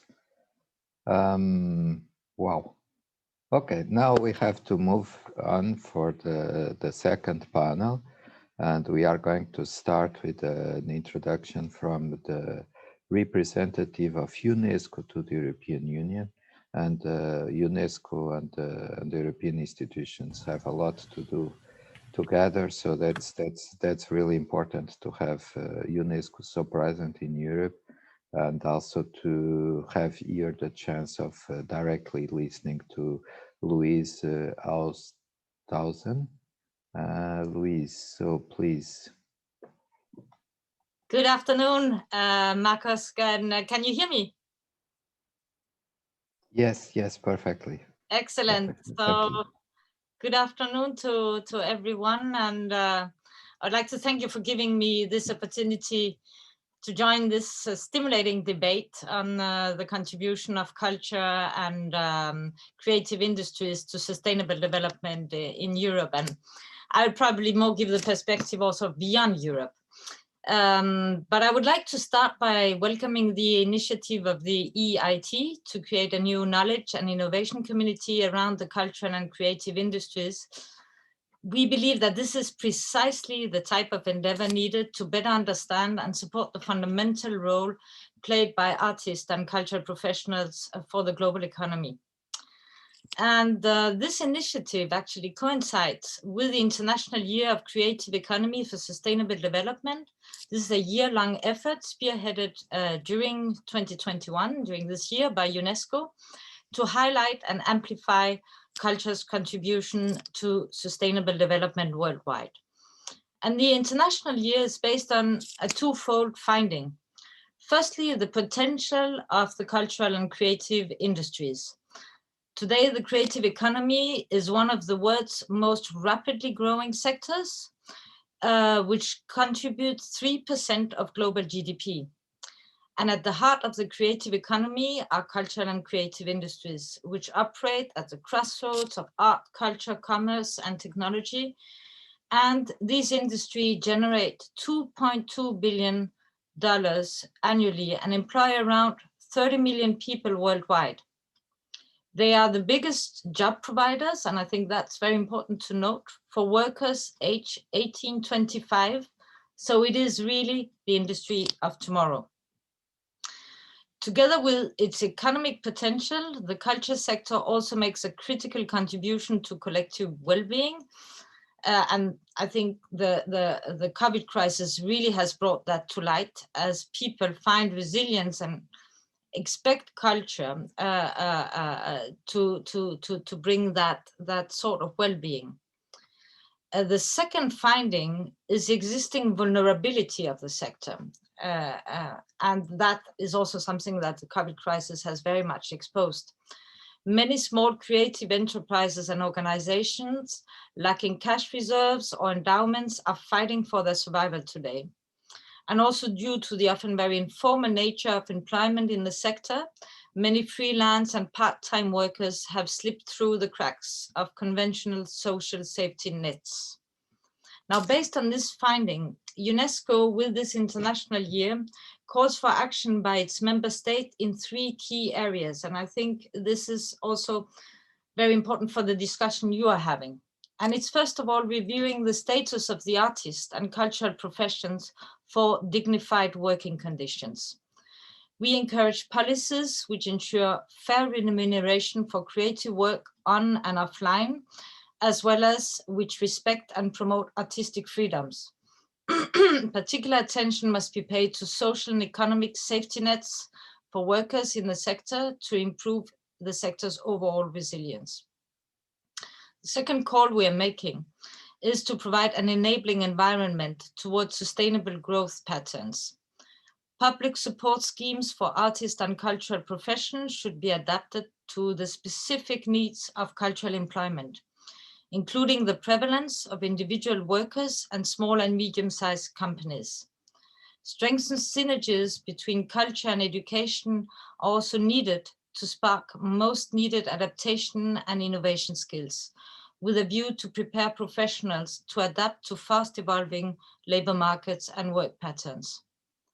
And the third call we're making to our member states during this international year is the to adapt cultural policies to the challenges and opportunities of digital transformation. As many creative transactions increasingly shift online, adapting to the digital transformation is a prerequisite for a flourishing creative economy in the future. The transversal issue of digital transformation, which I know you will be discussing tomorrow in a dedicated session, requires a series of concerted efforts to realize. And I'm just going to mention a few issues, and I'm sure you will discuss that more in details tomorrow, but there's the issue of equitable access to the internet, copyright protection and remuneration for online cultural goods, improvement of ICT infrastructure, training of creative workers and beneficiaries to benefit from new technologies, and policy dialogue with major content platforms to safeguard local and diverse content. As you can see, the finding and priorities of the International Year of Creative Economy for Sustainable Development very much echo the dialogue we're having here today, as well as the EIT initiative. It is therefore our hope that the International Year can be a useful global framework to further enhance and amplify initiatives taken within the European Union and its member states to support the cultural and creative industries. Thank you very much, and back to you. Thank you, Louise. Thank you so much. Paula, may you introduce the next speakers? Yes, sure. Our next speaker is Marta Guerreiro from Pé de Chumbo, which is an association for the promotion of music and dance. So, hello, Marta. Olá. Olá, boa tarde. Boa tarde. Did you hear me? Yes. Yes, perfect. So I started. Thank you for invite our association. And I'm here just to talk a little bit of this association that I manage. And in the same time that I will talk, I think I can share my screen. I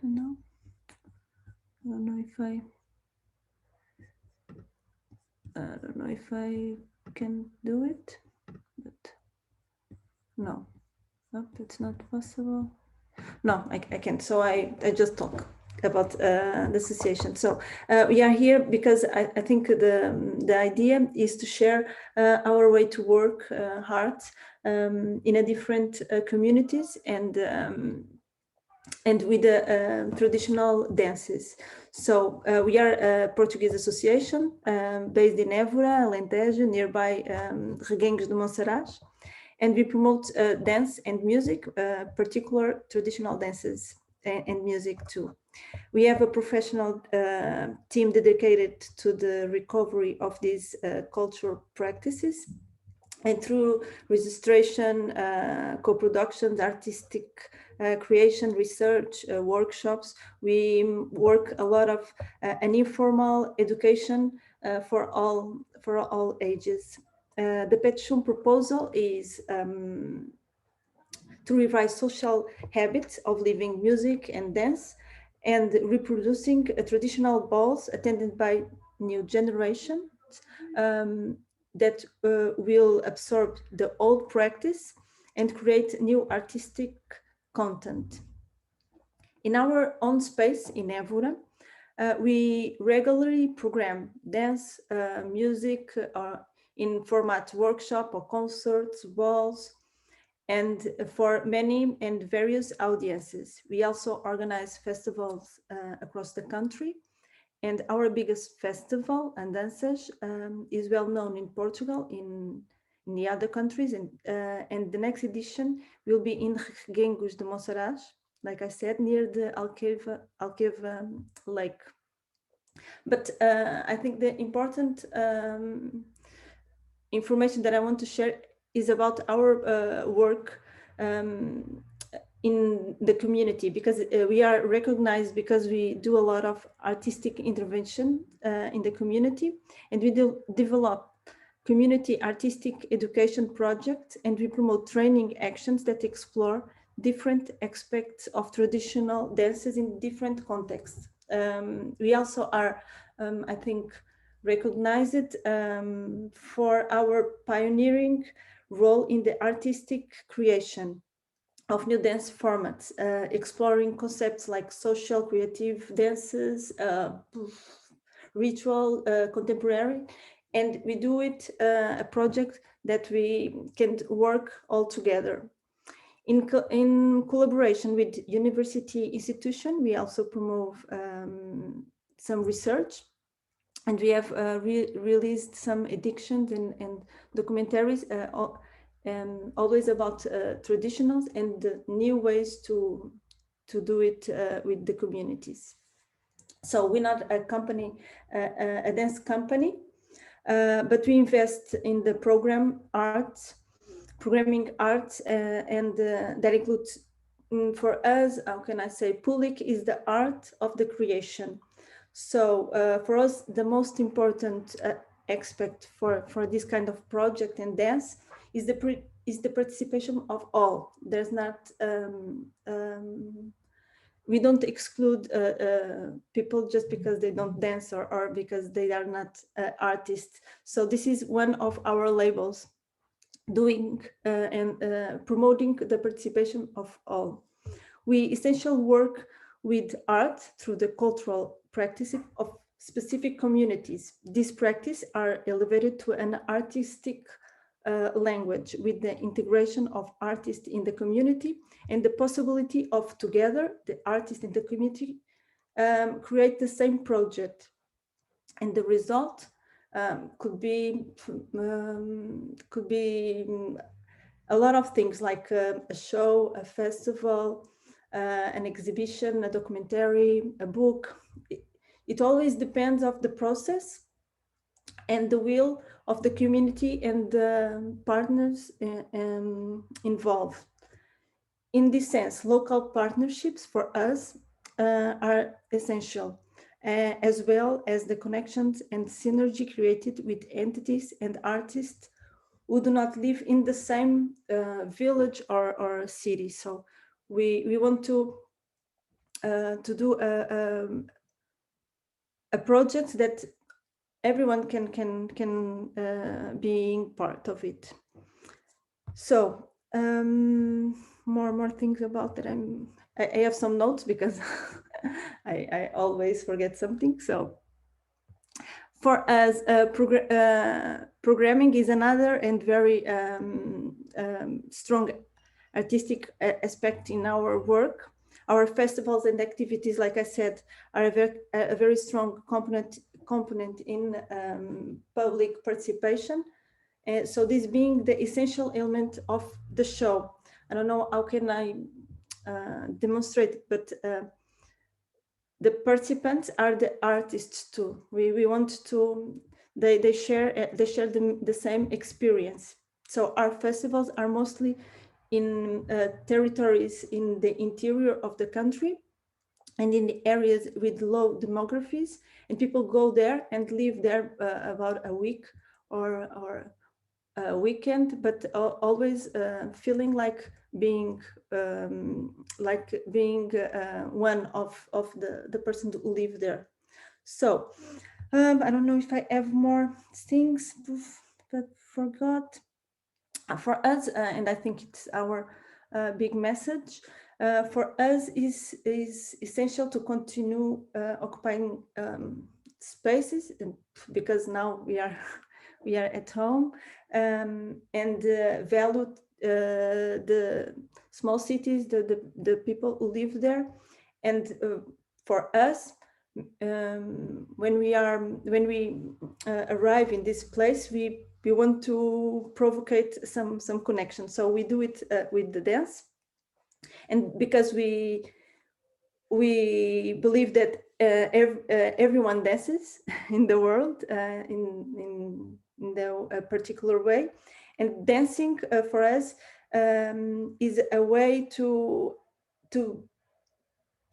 implement our project. So our message is keep dancing and keep doing activities and art in community. Thank you. Thank you, Marta. We will keep dancing. Our next speaker is Catherine Deventer, General Secretary of European Festival Association. Hello, Catherine. Hello, Paula. I'm here. The floor Thank you for the invitation. Thanks a lot. And congratulations for this festival and for these conversations that we have across the different types of activities, somehow related in one or another field to the arts, to culture, to cultural creative industries. I think this festival again shows what the core of any festival is, as we know in the European Festivals Association, which is, yes, to keep on dancing on the one hand, but also to meet and to keep on talking around a topic of the arts. So I'm very grateful that I can intervene here on this topic of the arts. And I heard so many great things already until now in different panels and on the podcasts. I heard that the core of culture is social. Culture gives shape to our living together.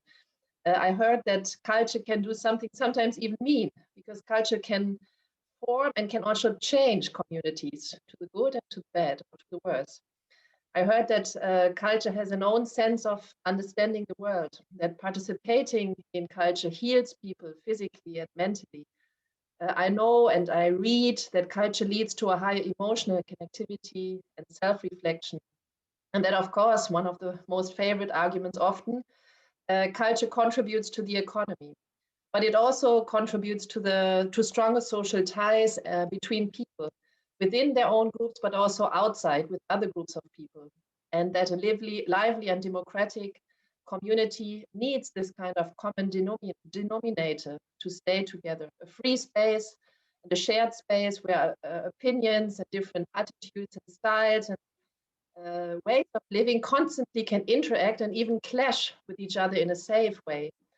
I also understand, in particular now with this health crisis, but also in other political and economic crises, how little attention is given to arts and culture when it comes to money.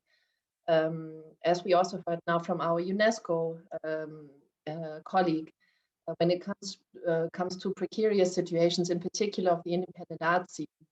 And what empirical research shows and keeps on showing for me is one big blind spot with regards to culture. Because for me, the most important value of arts and culture is that culture is a factor to give sense to what we do and who we are. And often this is a huge challenge for us in the sector to demonstrate this immense value that arts and culture have. So I start saying my few words that I'm invited for to speak about this evening with this kind of position that I'm staking. I personally believe very much in the idea that arts have a very strong impact on community building. And of course, I know other issues are also important, such as access to knowledge, awareness about community, citizenship, and all forms of interaction. But culture for sure plays also an important role. And this is also what we do and stand for in the European Festivals Association. We as IFA, we try to attach a more general idea to this concept and complex task of community building through the arts. We offer a platform to improve, on the one hand, artistic and organizational opportunities of our associated members and our stakeholders, but we also invite and invest into a kind of meta platform where a discussion or a dialogue on a collective level about the arts and about different kinds of tasks that we share can happen. This doesn't lead to a kind of authority in the sense of one voice, but it leads to a kind of very colorful alliance of various opinions and various faces, facets, and points of views. And we are very glad that in particular in the past couple of years, we have not only included festivals in this alliance and in this conversation that we have, but also more and more stakeholders from around the festivals, which include the cities, the towns, the regions, countries, and even on a continental level have started these conversations. One, of course, of the most important parts of our conversation since IFA was created in 1952, even before the European Union came into existence, or the European Community at that time, one of our most important conversation points and topics has always been Europe. Europe, not only in the sense of the European Union, but in the sense of a joint task. We believe that Europe is continuously being shaped and it's continuously being built. And we believe that not only it is a political process, but it's also a process towards a certain community. And since a community is a necessary matrix for each festival, no matter if it's the local scale or on the urban scale or on the city scale or on the national scale, there is also one scale which is called a European scale for festivals that are based in Europe, as a discourse and as something that is present in their daily life. And as such, IFA is a community that is in a way built around this fascination of Europe. It's somehow a privilege to bring festivals in cities and regions which can refer to this joint task and to this shared concern together, but it's also a consciousness as a source of energy and a permanent invitation for us that binds these European festivals in this umbrella organization together.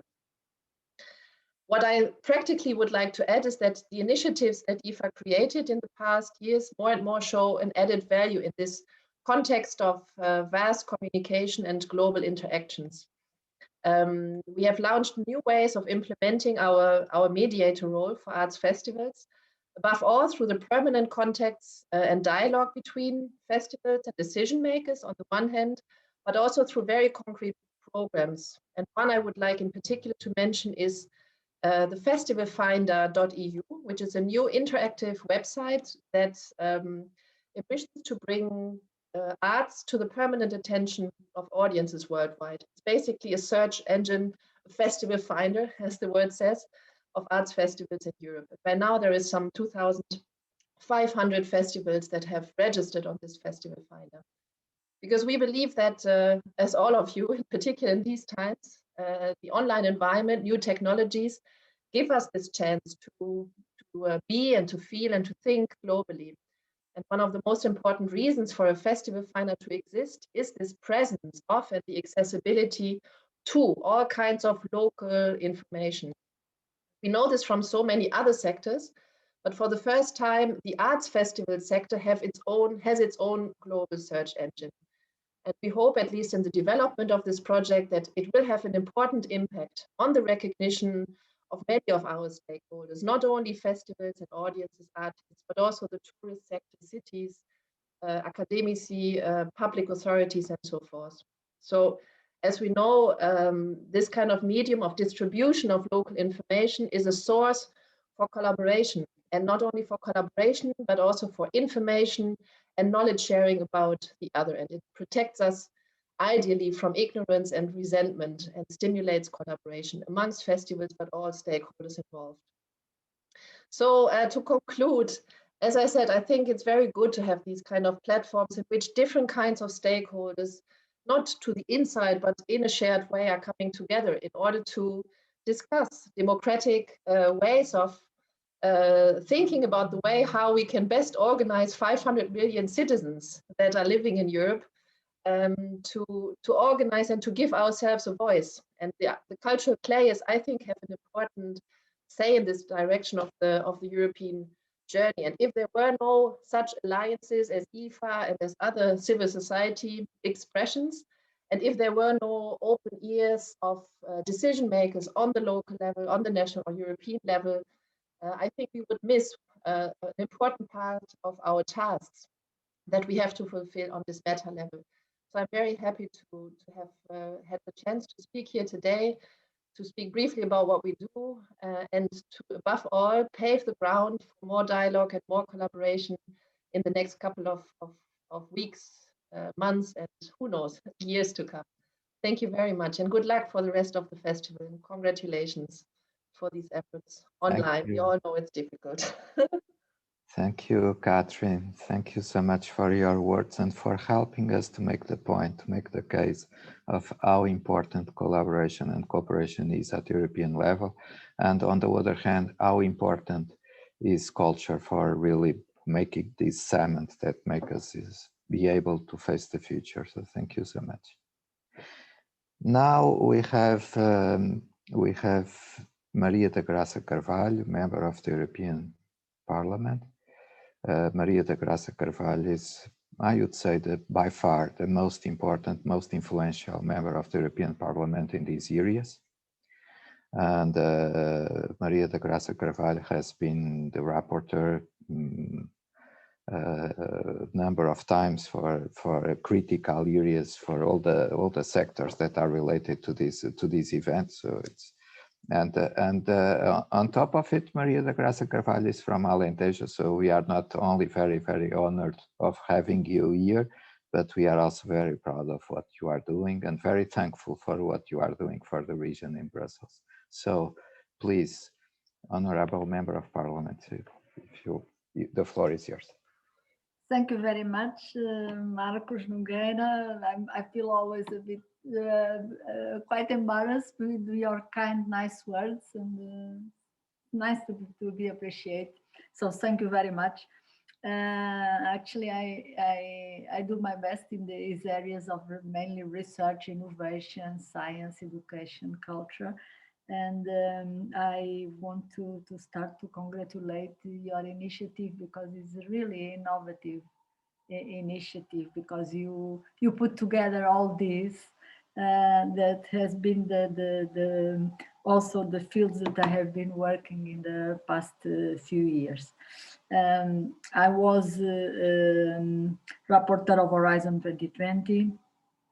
And now I was rapporteur of EIT. I say was because today we vote. We have the final vote in ITRE, and we will have soon the final vote in the European Parliament in the plenary. The EIT, why I'm talking about the EIT here, is the European Institute of Innovation and Technology, and we manage, so it's very technological until now. And we managed to include an area that is called Knowledge and Innovation Community, KIrC, exactly in the area of culture and creative sectors and industries. So that was quite a nice achievement that we vote today, and we vote with I was just receiving the results. We vote with 74 votes in favor, 0 against, and just 2 abstentions. So you see how the Parliament is united to defend this sector, and actually the cross-fertilization between the culture, the research, the innovation, the digital technologies that are very important. So saying that, you have a big support from the European Parliament, is a cross-party support. This has been quite visible in the recent times. We have the conscience that this is a sector that contributes heavily to the GDP, to the European GDP, and even more to the jobs in Europe. And some people do not know, but it contributes more than 2.5 times more than the automotive industry. And that is considered to be one of the sectors that is vital to the European economy, and it's true, it is. But culture is also vital to the European economy. And has been a sector that has been suffering with the pandemic more than other sectors, probably the one that has suffered the most, even more than tourism, and the consequence of the pandemic and the confinement has not been evenly spread around Europe and around the sectors. So yesterday in the INCO, in the Internal Market Committee, we had the presentation of a study that exactly shows that the sector that has been highly affected by the pandemic are the culture, events, tourism, and everything that is related with restaurants, bars, and hotels. And actually, there is also a big difference between the member states, and the ones that have been have suffered more are exactly the member states from the south of Europe. So the center, north, and eastern part have not suffered so much. So countries like Italy, Spain, Portugal, Greece are the ones that have been heavily hit because their economy, the sectors represent a high percentage of their economy and also high percentage in employment. So as politicians, if we were convinced that this is an important sector before, and we were, most of us, because it's so associated with even the European project and the European ideals, has culture in the center, and now we have to defend this sector, and this is what we have done in the European Parliament. And I want to talk about mainly 3 points that shows our commitment to the sector. The first one is on the resilience and recovery facility, so the recovery plan. We have voted a resolution in September, last September, in the European Parliament, where we asked the member states to allocate at least 2% of the budget from the resilience and recovery facility to the sector of culture and creative industries and sectors. So this is the time where the member states are finalizing their plans. So in your member states, it's important to recall the governments that this is a possibility, that culture is a priority, is seen as a priority by the European institutions, like is part of the resilience, is part of the economy, is considered a sector, a priority sector by Commissioner Breton when he did the industrial strategy. He considered 14 industrial ecosystems as priority for the European economy, and the culture and creative sector and the industries are there as one of the 14 priorities. So if we are talking on transition and resilience of our economy and our industry, we need to consider culture and creativity as part of that. It's not something that only can only benefit indirectly from the recovery plan. No, it's at the core of the recovery plan as a sector that is a priority and the sector that has suffered most. So it's exactly the definition of the recovery plan for the sectors that are important for the recovery, important for the economy, and that have suffered more from the pandemic. So this is important to be said, as I told you, because we are in the next few weeks, all the member states will send to Brussels the detailed priorities of their recovery plans. For example, in my own country, there has been a kind of letters, open letters from the cultural sector and our government exactly on the priority that culture and the role that culture should have in this recovery plan. It is important that this is said, public said to the governments that culture is a priority and they should not be afraid to put it there as a priority. Second, we have for the first time included also culture and creativity in as a priority in Horizon Europe. In Horizon 2020, we had already in some of the areas we could have related projects to culture and creativity, but there was not such a thing as an area per se.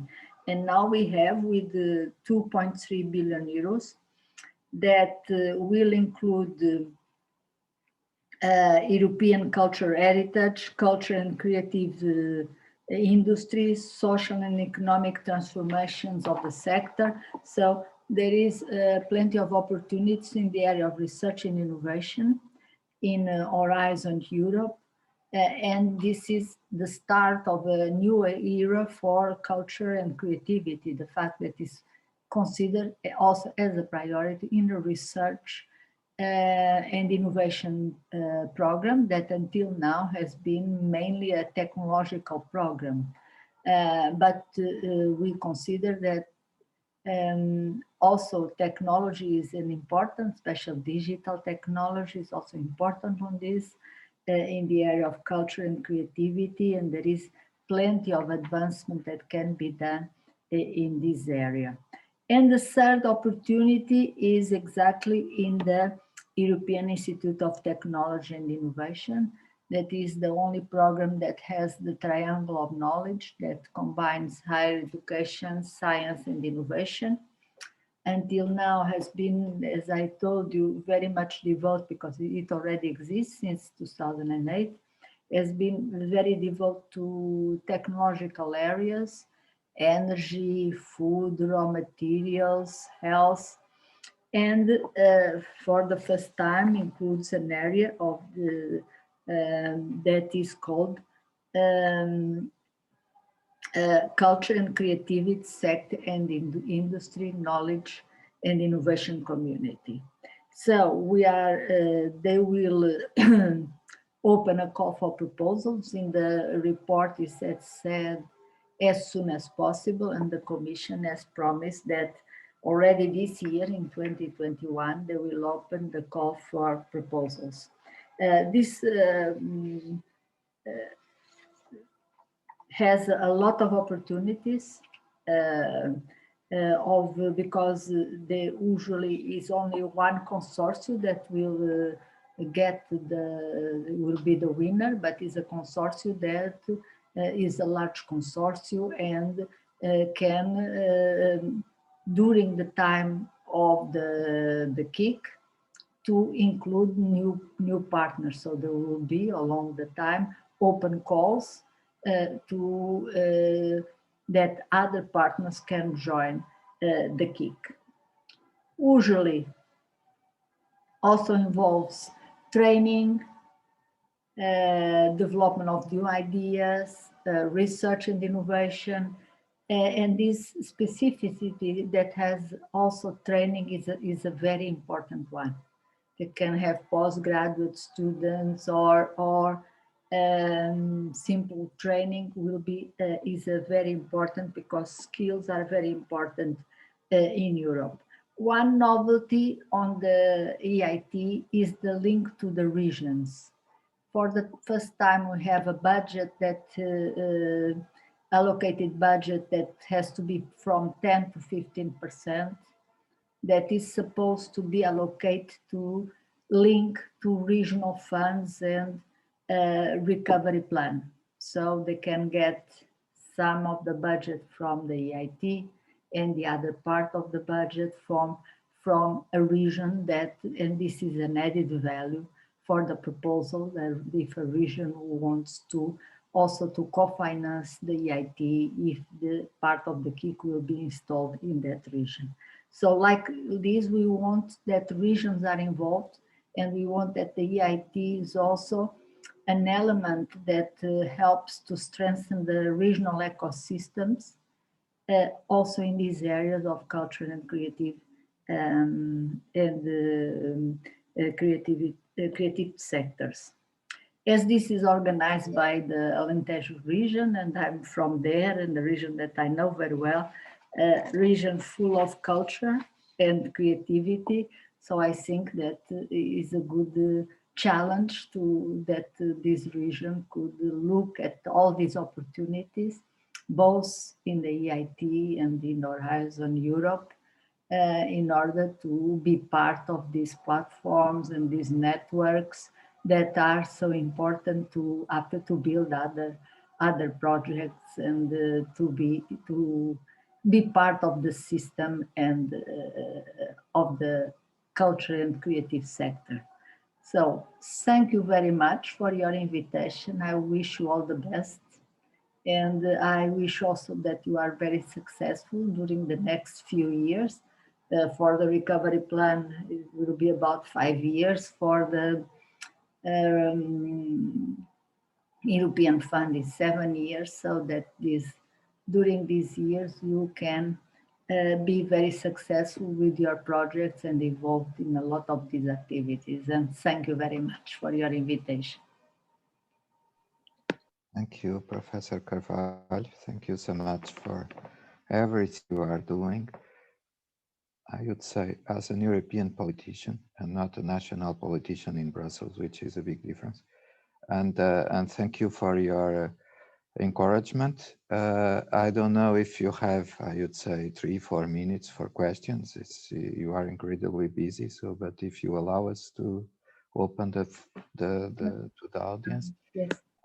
Okay, thank you. So if there is some question, please use the chat. I will read it.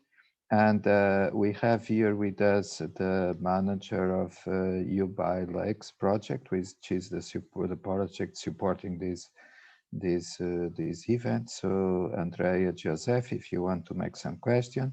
And we have also the other panelists that I can see that some are staying. So use this very rare opportunity of asking direct question to Professor Carvalho.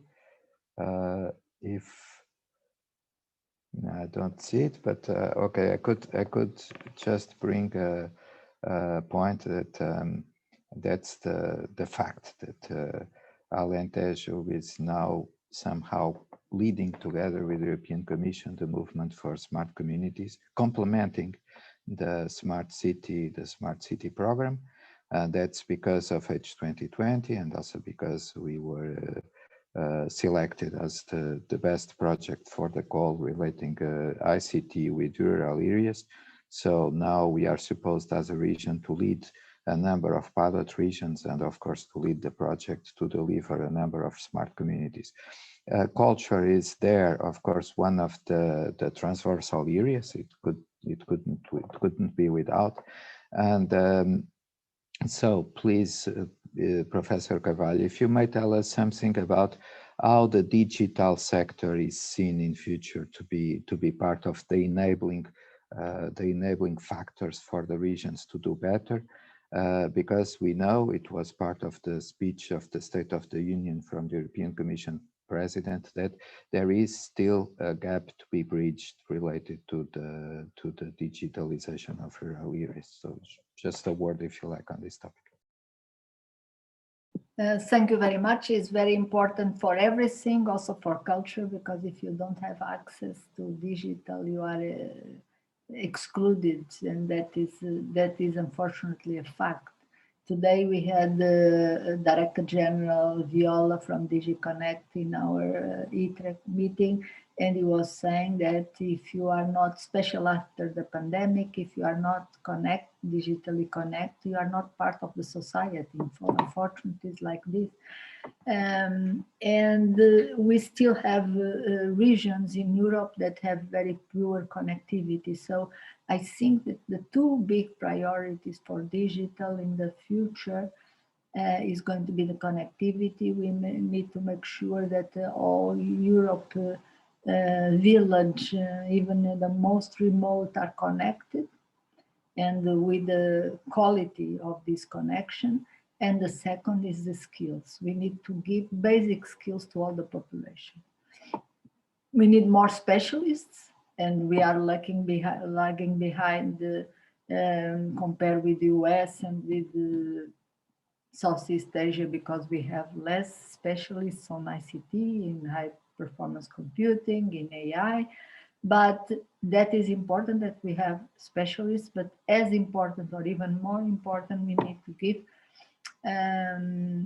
basic skills to all the population, or at least he was saying today 70% of the population in 2-3 years need to have the basic skills, basic digital skills, because otherwise it's like it was not to know to read and write. It's going to be exactly the same. And we could remember how it was. Probably you are too young and you didn't encounter people, but I remember encountering people that didn't know how to read or to write. And it was a profound sadness of these people. And I'm from a city, but even there, when I was young, there were plenty of people that didn't know how to read and write. And I remember that I did a small school when I was 6 or 7. When I come back from school, I would teach them. But I took the role so serious that I would, because at that time they beat us in the school when we did mistakes, not anymore. And I used to replicate that when my parents discovered that I was giving some to grown-up people, and they didn't mind. They want to learn how to read and write, and most of them were able to learn how to read and write with me, and I was 6, 7 years old. So, but I remember they were profoundly isolated from society because they didn't know how to read. And this is exactly now the same if you don't have the basic skills on digital, and we need to avoid that. And we need to avoid also, because this is not well distributed, is more women and elderly people that have less skills on digital. So it's also important that we close this gap in the future. I also did a report on the digital gender gap. It's a big gap, and this is translating in the discrimination, is translated also in pay gap, pension gap. So we need to address that. So these for me are the two big priorities: connectivity and basic skills. Thank you, Professor Carvalho. And we have with us now the artists that are playing live, so I think we cannot make them to wait. So I would kind of move to the concert part of our event. Tomorrow we have 2 more panels, institutional panels, and also Thursday. So we are ending here the institutional panel with these words from Professor Carvalho. member of the European Parliament. So thank you so much for coming. And Paula, my co-host today, if you want to say some final comment. Paula Peiró. I would like to say something, just a small comment before we go to the concert. But I would like to thank you, of course, all the speakers, but also all the artists that sent their works. And please go to the Artworks Gallery to see the result of all the things that we have been changing, and to see the artworks all together. And yes, thank you all for being here and to make this event come alive. It was just thank you, Monica. Monica is our artistic director, so thank you for organizing all this. So perhaps we could now open the floor to Professor Graça. So thank you so much. I don't know if you want to stay. You are welcome, but I don't believe you have time. So no, but I'll stay a little bit to enjoy. Okay, okay. So we have our producer, Invisible City. I could see that you are already online, so everything is prepared. I have also to thank to David Luz, who is behind the scenes making all this thing working, so that you are directing the broadcast. We have some people on live, on Facebook Live. So thank you, Paula, also to be together on the moderation.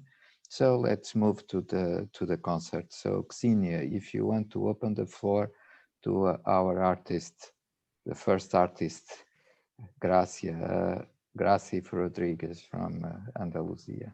Yes, thank you, Marcos. Thank you so much. And good evening to everyone.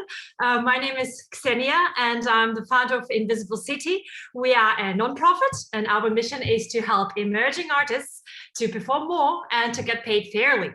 We are one of the partners of the EU BioLakes. Very proud to be your partner. And today, and also tomorrow, and on Thursday, we will be organizing the live online concerts for you. So today I would like to present Gracia Rodriguez. She is live direct with us today from Sevilla. And Gracia has developed this very unique musical style where she mixes her flamenco tradition and her fascination with Andalusian rock. But before we start, just a couple of tips on how to enjoy this concert best. First of all, please find the volume button on your computer to make sure that you can hear well. If it's still too quiet at the beginning, it's because later during the concert, Gracia would go into that flamenco, very loud voice. So if it's too quiet at the beginning, it's almost normal. Second, if you have any technical trouble, please write to anyone who has Invisible City written above their head and they will help you. So write to them in private. Third, it's absolutely okay to unmute yourself after each song and applaud. Then mute yourself back, but do make sure that the artist knows that you're there, that you're with us, that you're enjoying this concert. And finally, closer towards the end of the concert, we're going to have a little moment for you to ask a couple of questions about Gracia's process, or maybe about the art of flamenco. So you have about 30 minutes to get the courage and come up with a question.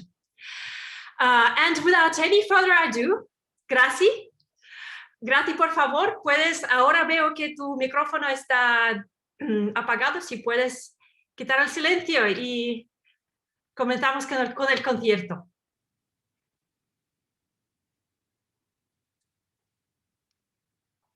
Ok, sí.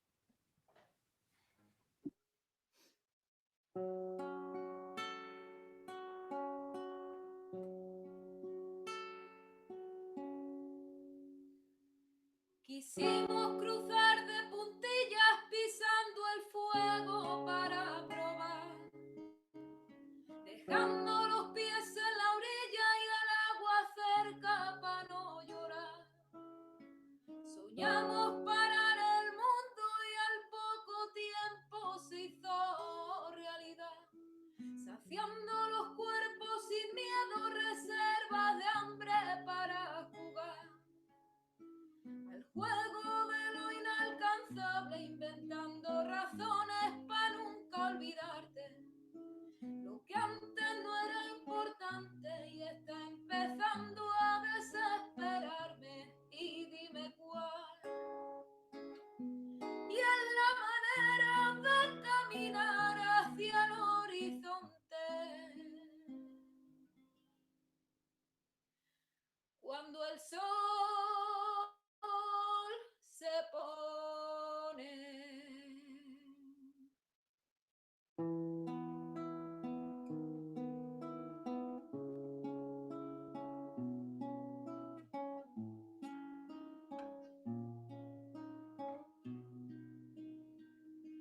mar chica del puerto y andan buscando los buzos la llave de mi recuerdo. Se la ha borrado a la arena la huella del pie descalzo, pero le queda la pena y eso no puede borrarlo. Por la mar chica del puerto y el agua que era antes clara se está cansando de serlo. A la sombra de una barca me quiero tumbar un día y echarme todo a la espalda y soñar con la alegría.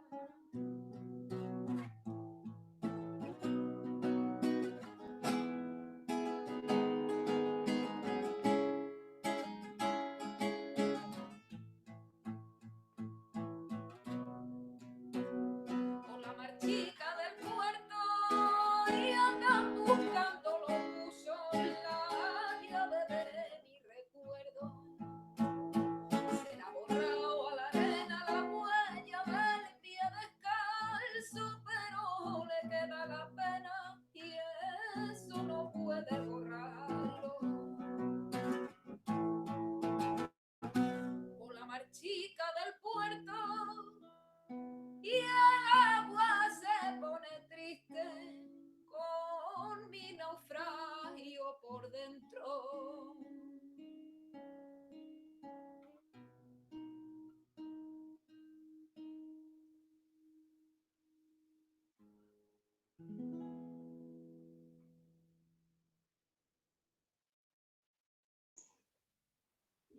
Muchísimas gracias.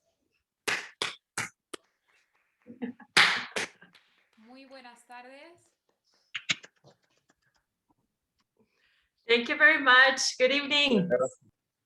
Contar conmigo para esto. Y bueno, este tema que acabo de hacer, comienzo con una pequeña introducción que escribí después de la cuarentena, porque durante esa época, la verdad es que antes de cuarentena estaba muy inspirada, pero con todo lo que vivimos, pues me quedé, la verdad, que muy bloqueada con todo lo que se nos vino encima. Y bueno, conseguí escribir un poquito. Yo soy mucho de dejarme llevar. Si me apetece escribir, escribo, y si no me apetece, pues no escribo. Nunca me esfuerzo a escribir. Y bueno, me salió esa pequeña introducción y ahí se quedó en una pequeña estrofa. Entonces mis ganas de hacerla, de cantarla, al ser una canción tan cortita, pues la he querido unir con otra canción que me emociona mucho, de Maite Martín, Por la mar chica del puerto. Y bueno, voy a continuar con otro tema que se llama Con los tallos en la tierra, un tema que habla de despertar de la conciencia a través también de perseguir nuestros sueños, ir contracorriente y romper un poco con las normas, con lo que las costumbres sociales, por así decirlo. Grazie. Let me translate this.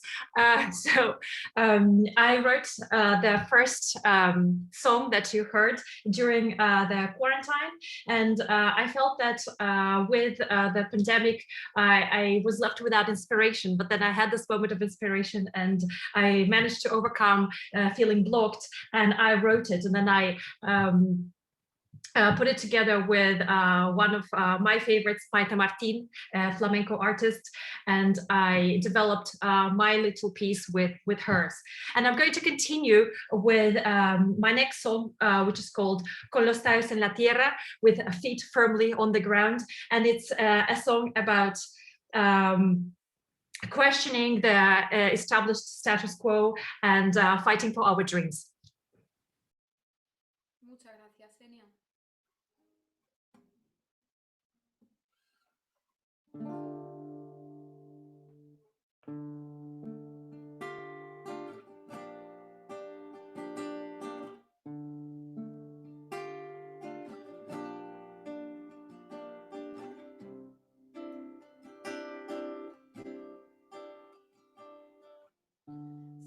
levantó para vestirse de luto.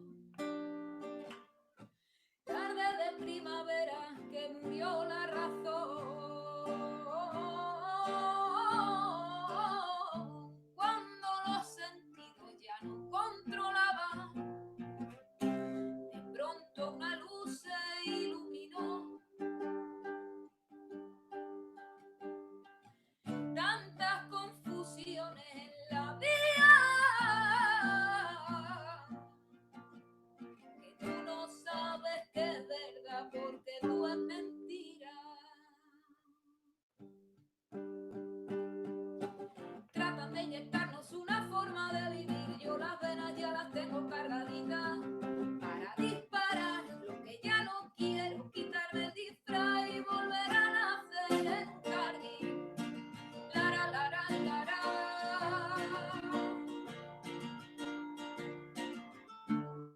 Con los tallos en la tierra y aunque sea una loca, deja mis pétalos que vuelen. Con los tallos en la tierra y aunque sea una loca, deja mis pétalos que vuelen con las mariposas.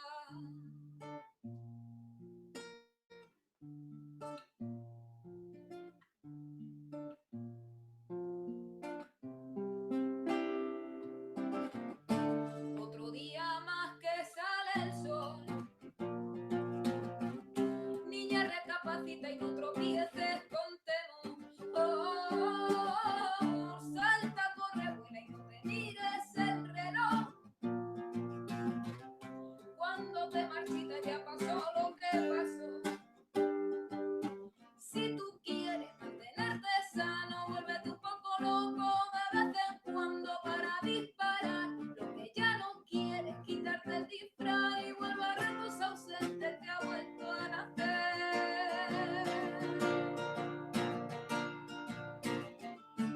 Con los tallos en la tierra una amapola, pero deja ya tus pétalos huelen. Con los tallos en la tierra y aunque sea una loca, pero deja ya sus pétalos que vuelen.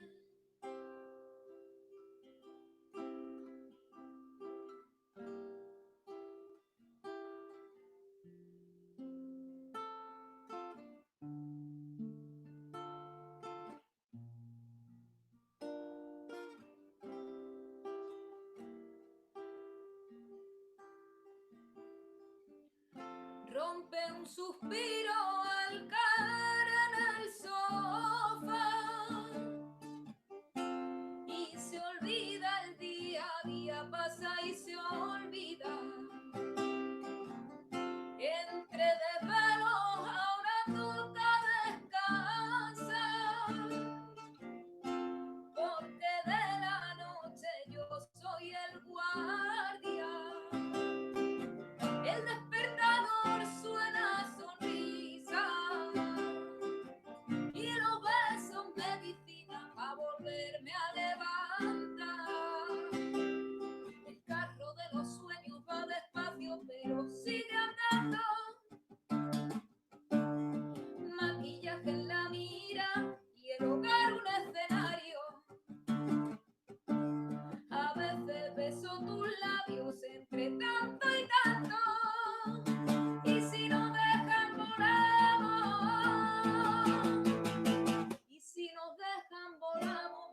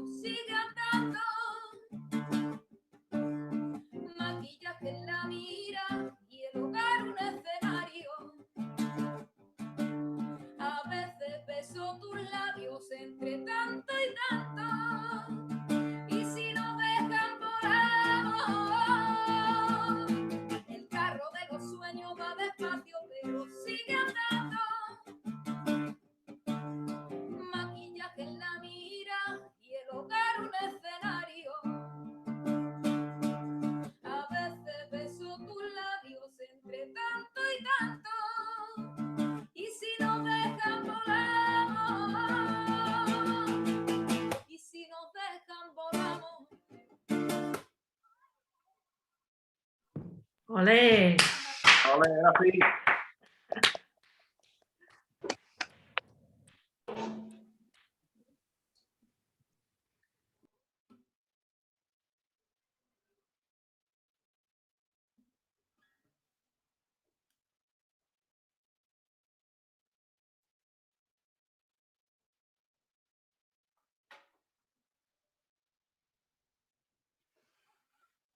Bueno, la siguiente canción la he titulado Amores acásicos. No sé muy bien qué se me pasaba por la cabeza cuando le puse ese título, porque también estoy yo muy espiritual, pero bueno, es como que esa canción se tiene que llamar así. Y bueno, hace un poco referencia a cuando nos enamoramos de esas voces que admiramos, ¿no?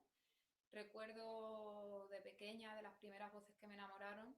Bueno, todo hay que decirlo también, que mi padre es cantante de toda la vida y la primera voz que me enamoró pues fue la de mi padre desde pequeñita, que por eso yo quise dedicarme también a cantar. Y bueno, conforme fui creciendo, pues Robe de Extremoduro me enamoró muchísimo su voz. Después la voz de Kurt Cobain también. Luego voces flamencas como Camarón, Lole, bueno, infinidad de voces, ¿no? que me han ido enamorando a lo largo de mi vida. Y bueno, es como esta canción es como un reclamo, ¿no? hacia todos esos artistas. So the next song I'm going to sing is called Amores Acásicos, and it's really about how we sometimes fall in love with voices that we hear, and this is my spiritual interpretation of it. So actually the first time I fell in love with someone's voice was with the voice of my father, who is also a singer, and when I was little it was my favorite voice. And then I kept on falling in love. Then it was Extremoduro. It is a Spanish rock band. Then it was Kurt Cobain. Then it was Camarón, my first flamenco love, and then Lole, another flamenco performer. So this next song is a dedication to all these voices with which I've been falling in love.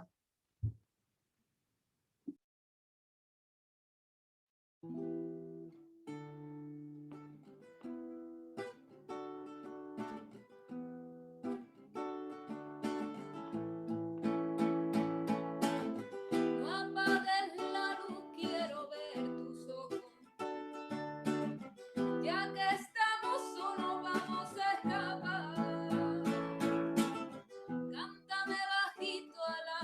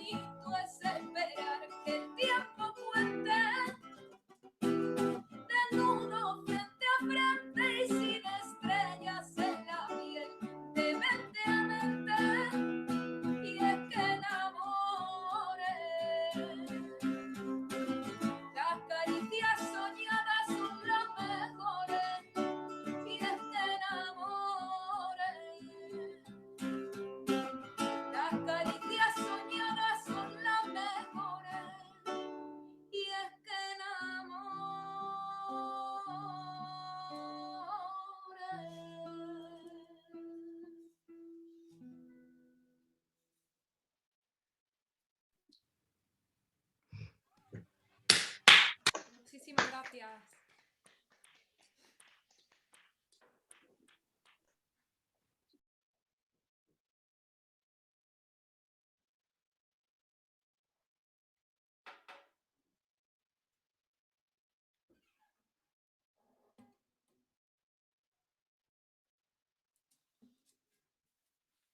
Voy a continuar con otro tema que también escribí hace bastante tiempo. Y bueno, el estribillo, que también era un poco conflictivo, esta canción era un poco conflictiva. Y bueno, me di cuenta que entraba perfectamente o parecido. No voy a decir que es igual porque es un poco profanación del cante, ¿no? Con el tema. Yo siempre lo hago todo desde el respeto, la verdad. Con el flamenco, cuando me inspiro de melodía flamenca, siempre desde el respeto, pues eso, de haberlo también estudiado y tratarlo, además de un arte, pues también lo he tratado como disciplina. Y bueno, gracias al flamenco, cómo se van enriqueciendo también mis canciones, ¿no? Entonces la siguiente pues hace referencia a la soleá de Triana, en concreto la soleá Polá que cantaba Camarón, El espejo en que te miras. Y esa canción la titulé El espejo. Gracias, wait. We need to translate. Espera un momentito. Sí, espera un momentito. The next song I'm going to sing is inspired by flamenco. And when I speak about flamenco, I don't want to be profane and use this word in vain. So I studied flamenco. For me, it is art, but it's also discipline. And anything you do with flamenco, you have to do with lots of respect. So what I mean by this is that this song was inspired by flamenco, and I'm making lots of references to the classical themes, and this one is a reference to a particular particular style of flamenco, which is called Soleá de Triana. And so the one that I'm going to sing, the specific one is Soleá Polá. And it's now from Invisible City, a little explanation. So flamenco has lots of genres, and this is a very specific genre of rhythm, of music. And Gracia is making reference to this specific way of singing, the way of playing. And this is where she got her inspiration for the song. And it's called The Mirror, El Espejo. And it's also a reference to Camarón. Muchas gracias, Senia.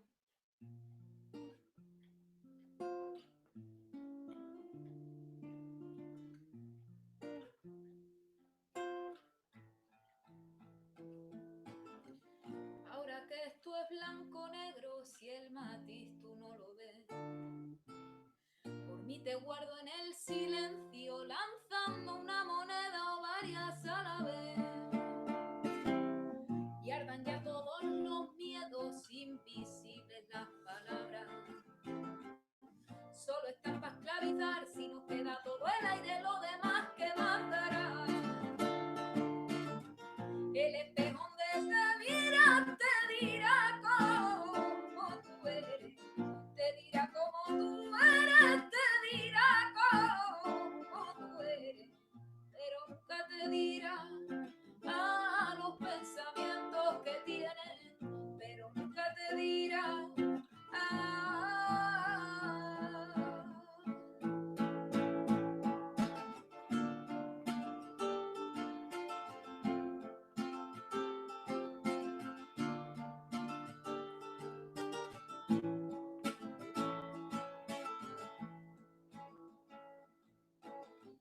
Ya he aprendido la lección que me cuesta no decirlo, tener callado el corazón, tú ya eliges el camino. Y ahora que encontré las alas que perdí con mi despiste, vuelvo hacia atrás rebuscando en el cajón donde perdí la cabeza, y el espejo donde te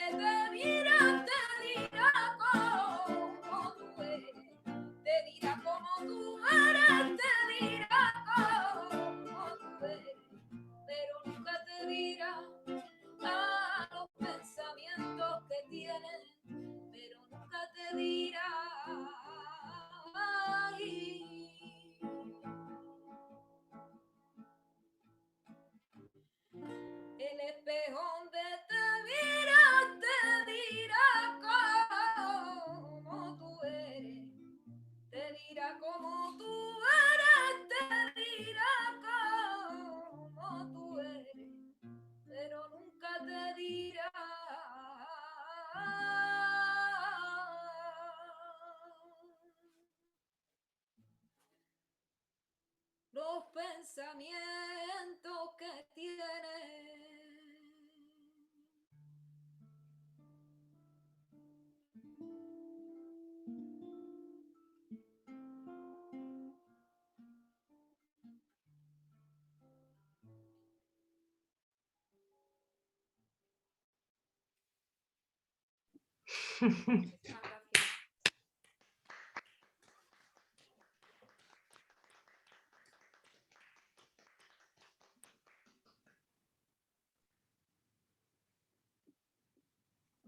Muchísimas gracias, Xenia.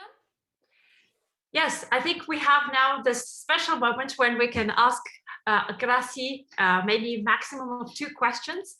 So please unmute yourself and feel brave. If you have any question, this is the moment. Can I make a question? Of course. Yeah, it's not a question, it's like a compliment because gracias. Voy a intentar hablar en español, que sea así, es un poco más sencillo, pero solo para te agradecer mucho porque ha sido muy importante que puedas aquí abrir un poco este evento y te espero que el año que viene lo podamos hacer en persona en Alentejo, no es muy lejos de Sevilla, que estás invitada para venir y cantar para nosotros para compartir en Alentejo, con los vecinos de Alentejo, toda esta belleza, sabiduría, profundidad que traes con tus canciones de Andalucía. Donde la pregunta es si puedes venir, pero eso será. Hello from Greece. We would like to interfere right now to the best moment. Can you hear me? I'm George Arapakis from Greece, from Lake Erkini. Congratulations to everybody. Congratulations to Rodriguez. Gracias. It's an honor for us to participate. We are very glad to be here. And I think, Marcos, this is not this is a night with wine from Alentejo, I think. It's I think now you turn it in a very, very nice and very good mood. We thank you very much. We hope to see you in Greece, in Lake Erkini, when you will be next year. Okay, and congratulations to all. Congratulations to you, singer. Bravo. Gracias, te voy a traducir. Prácticamente las 2 personas que han hablado te han invitado a venir primero a Alentejo en Portugal y después a Grecia. Y bueno, es el mensaje de felicitación, decir que han adorado tu voz y que sí que vengas a Grecia el año que viene. Does someone have any question? You know, last one. Si alguien tiene una pregunta, por favor, la última.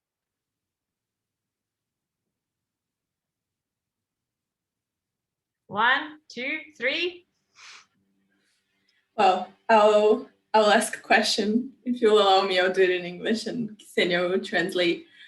Maybe Gracie can tell us a little bit about how she fell in love with flamenco. I know she talked about her dad, maybe it's a family thing, but when did you know this was the thing for you? Maybe do you remember seeing it live when you were small and like falling in love? Any stories?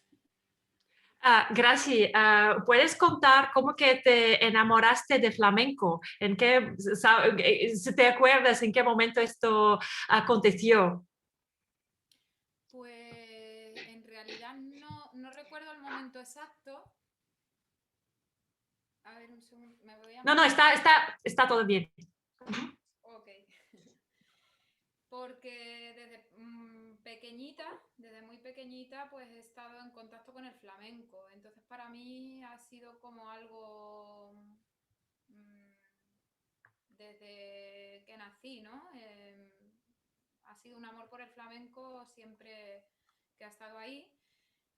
Pero lo que sí es verdad, que cuanto más cerca lo tienes, menos cuenta le echamos. Entonces me empecé a dar cuenta de realmente de lo grande que es el flamenco me di cuenta más adelante cuando me decidí a investigarlo, ¿no? A estudiarlo, a ver, a investigar cada cante, a cada cantador. Y bueno, a través de la Fundación Cristina Geren, fue en el año 2011 cuando vine a Sevilla para estudiar en la Fundación Cristina Geren, y ese fue mi encuentro ya más directo con el flamenco. Mm-hmm. So I can't really say when I fell in love with it, because I was born into flamenco and it is something that has accompanied me ever since I was little. But it's also true that the closer you have something to you, the less you might actually notice it. So in fact, I understood the real importance, the real grandeur of flamenco much later, when I, in 2011, started studying flamenco in the Cristina Geren Foundation. And I started investigating and studying different types of, different genres of flamenco and different singers of flamenco. And that's when I would say I started having the most direct connection to this art. So I would suggest that we continue, because we have still a couple of songs to play, and then I know that this festival has another section planned. So gracias. Podemos continuar. Yo voy a cerrar esta parte de preguntas porque tenemos más unas canciones, ¿no? Antes de cerrar esta magnífica sesión. Muy bien. Voy a continuar con un tema de un grupo que también me gusta muchísimo, de rock español, Marea. Esa versión de La luna me sabe a poco.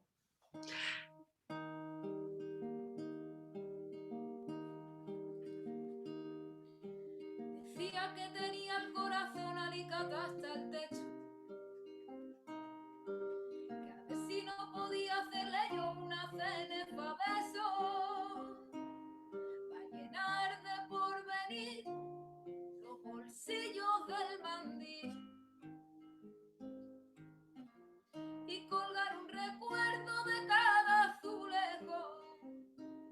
Y es que nada le da más asco que aguantar como un peñasco a que pase el invierno, que le diga que ya nos veremos, que ha vivido en un silbido, orgulloso de haber sido un caballo sin freno, desgastado de andar por el suelo. Le dije que a la noche por los poros me salía en mares, soñando que me hablaba y me agarraba sus cuerdas vocales, que no hay quien pueda dormir escuchando mi latir, que parece que está masticando cristales. Tengo un gato en las entrañas, un temblete en las pestañas y muy poco tiempo. Si me dice que ya nos veremos, voy rompiendo las persianas para dejar por mi ventana y el camino abierto. Si se cansa de andar por el suelo, pongamos el mantel, tú quédate a mi lado, a comernos al amanecer lo que quieran las manos, y de postre un sol maldito que termina de volverte loco, que ya sabes que la luna a mí siempre me sabe a poco. Pongamos el mantel, tú quédate a mi lado, a comernos al amanecer lo que quieran las manos, y de postre un sol maldito que termina de volverte loco, que ya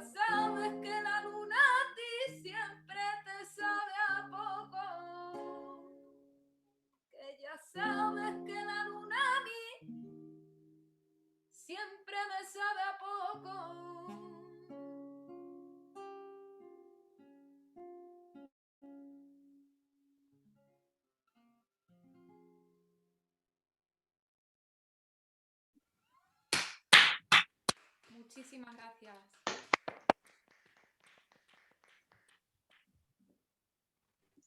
Para irnos despidiéndonos. Sí, sí, sí. Ksenia, let me just thank you so much for what you have done for this, specifically for this event. It was great working with you. It always is. And special, I don't know, but a greeting for the work Invisible City is doing for the artists and of course for the public and the community. Why that's unbelievable. And okay, and thank you to Gracie. Muchas gracias. Gracias. Muchísimas gracias a ustedes, de verdad. Okay, thank you. And now we have more contents for this festival. Those contents are on video, so but some of the authors are here with us, so you are still free to discuss, talk, make questions, and keep it lively. So I'm going to pass the word to Monica Rogério, our artistic director, who is going to introduce the next artworks. Monica, please. Yes, thank you, Invisible City. Thank you, Gracia Rodriguez. It was very special, and even more special because some of I'm a fan of Extremadura and Kurt Cobain and all of those historical memories. I can feel them. So I wanted to introduce. Now we are going to have four videos, and I think one or two of the authors are here with us. For the next video, we'll have Celina da Piedade. She has a really nice project on Alentejo. It started with a challenge to her students. Celina da Piedade is a singer, but also a teacher. So she has made this intersection between her students and one of the traditions of Alentejo. But Celina is here with us, and she's welcome to introduce her music. She'll do it better than me. Celina? Maybe she seems to be frozen. Celina? Monica, perhaps the video first, and we wait for Celina to say. So hello? No, she's here. Okay. Hi, everyone. So it's really nice to be here, and it's really nice to present you to my music. I work mainly with music from Alentejo.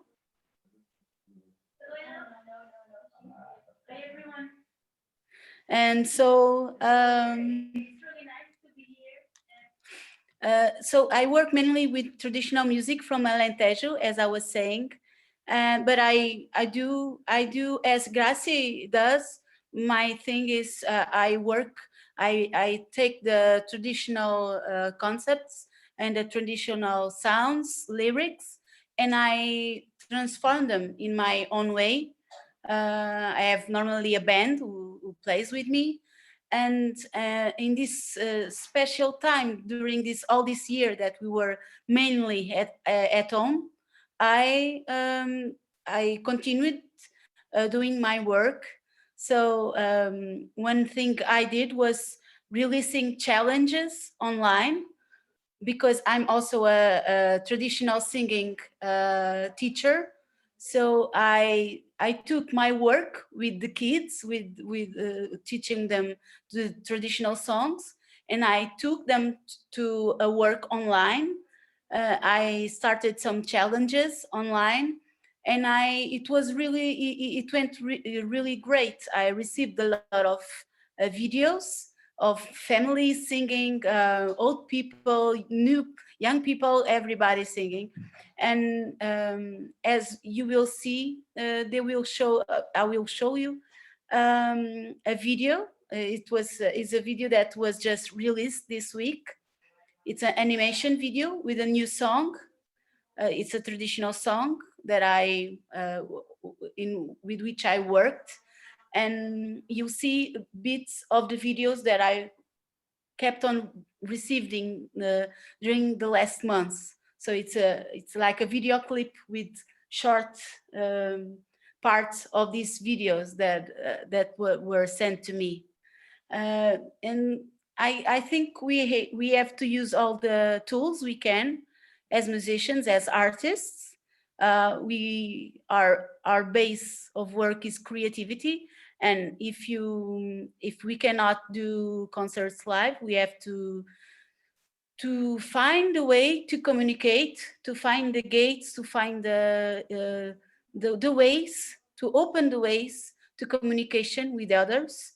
I think it's really important because culture is really should be the base of our daily life, is our escape from the everything, from the pain, from the suffering, so we need that. So, and not only people who looks for art need to find a way to meet this art, but also the artists need to go to the public and need to go to where the people are.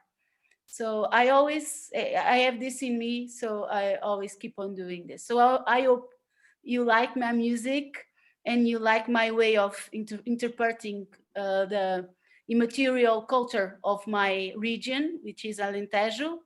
And I hope you gain more curiosity about our culture, because it's really rich and really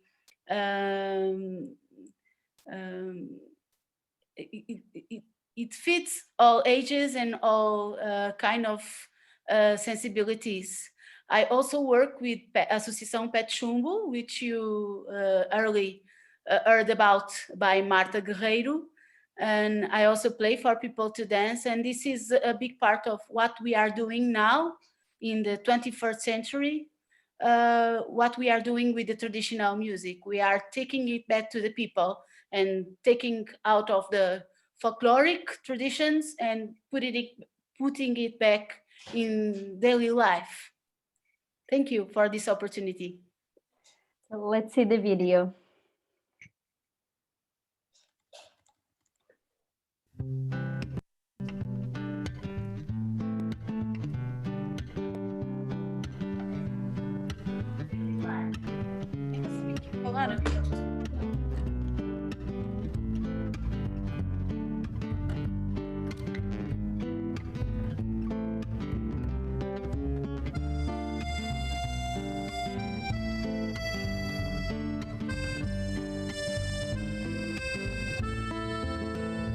Não te faças coradinha quando estás ao pé de mim. As minhas mãos com as tuas são assim, assim, assim. As minhas mãos com as tuas são assim, assim, assim. São assim, assim, assim. São assim, assim, assado. Não te faças coradinha ao pé do teu namorado. Não te faças coradinha ao pé do teu namorado.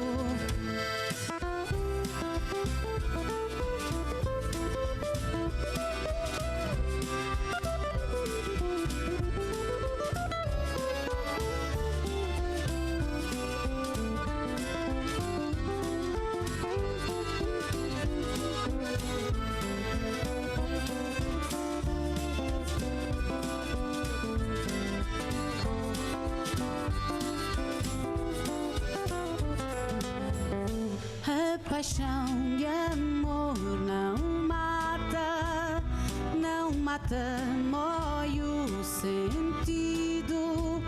Se a paixão de amor matasse, já eu teria morrido.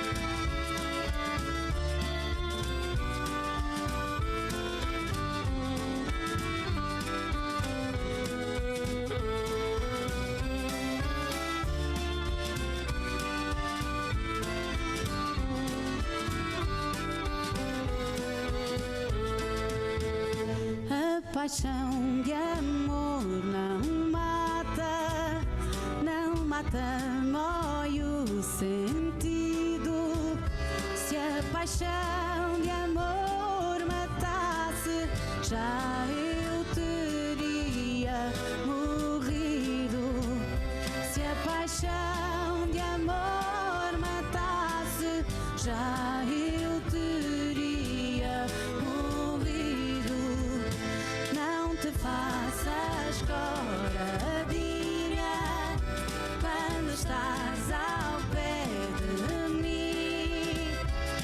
As minhas mãos com as tuas são assim, assim, assim. As minhas mãos com as tuas são assim, assim, assim. São assim, assim, assim. São assim, assim, assado. Não te faças coradinha ao pé do teu namorado. Não te faças coradinha ao pé do teu namorado. Não te faças coradinha ao pé do teu namorado.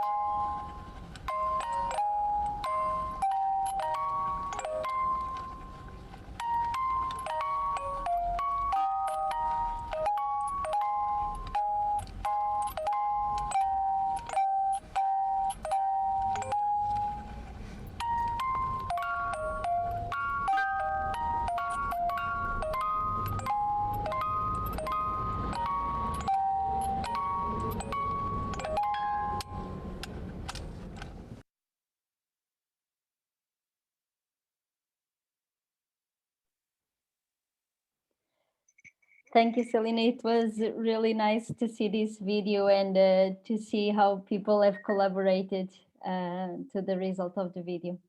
Thank you.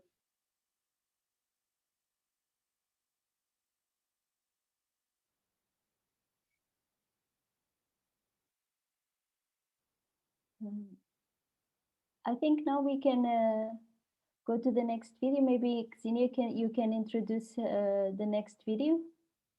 Yes, very happy to do so. So we might have a secret participant here whose name is Jorge. If you are here, please let us know.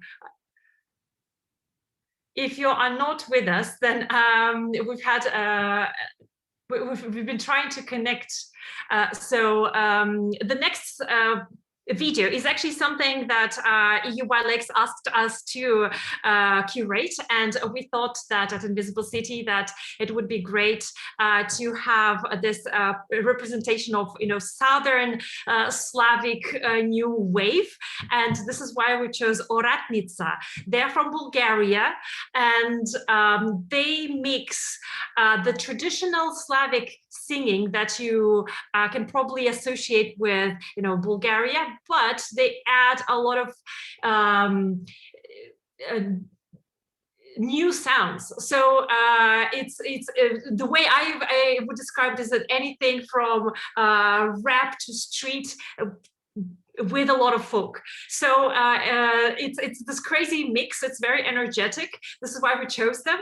And I think we can just go straight to the video and you'll discover why we fell in love with Oratnica.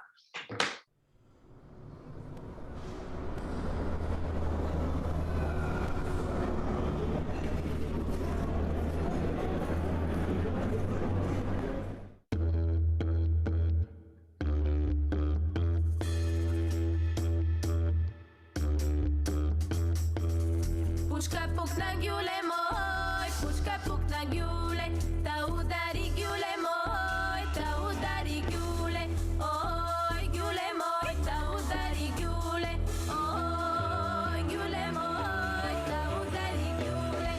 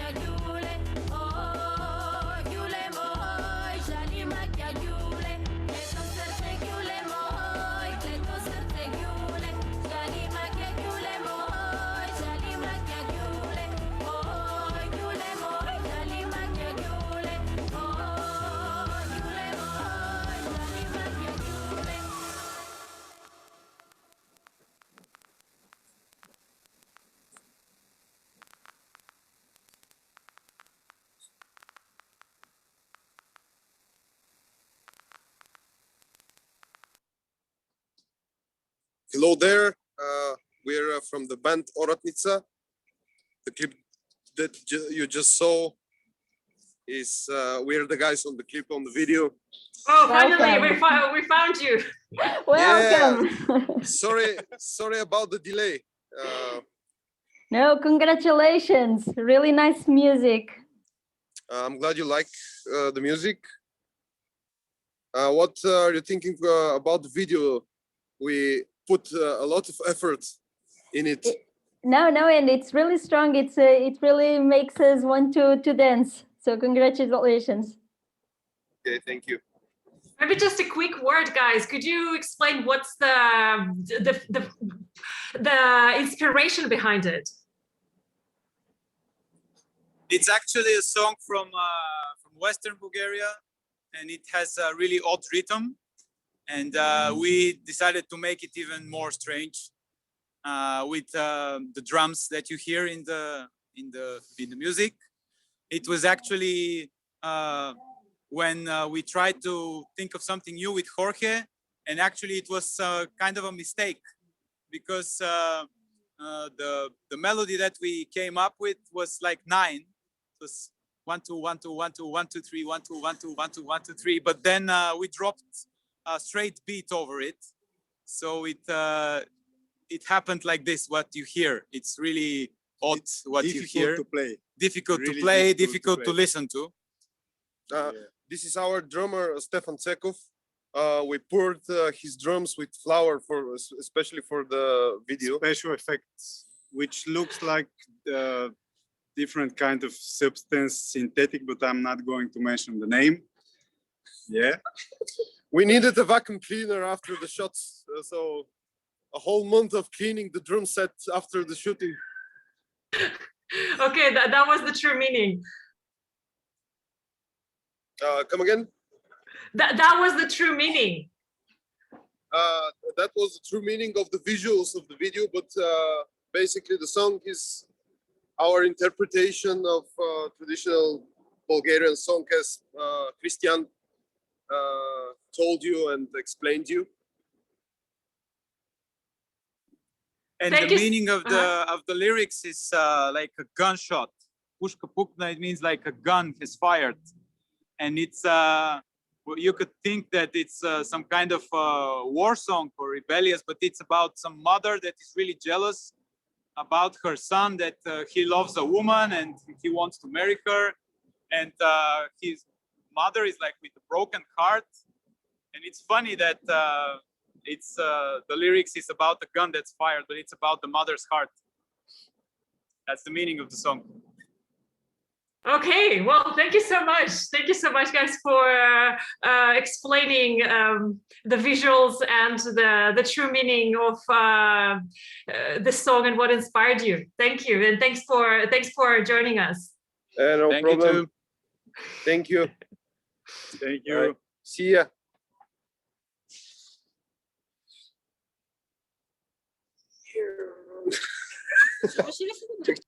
Back to you, Monica.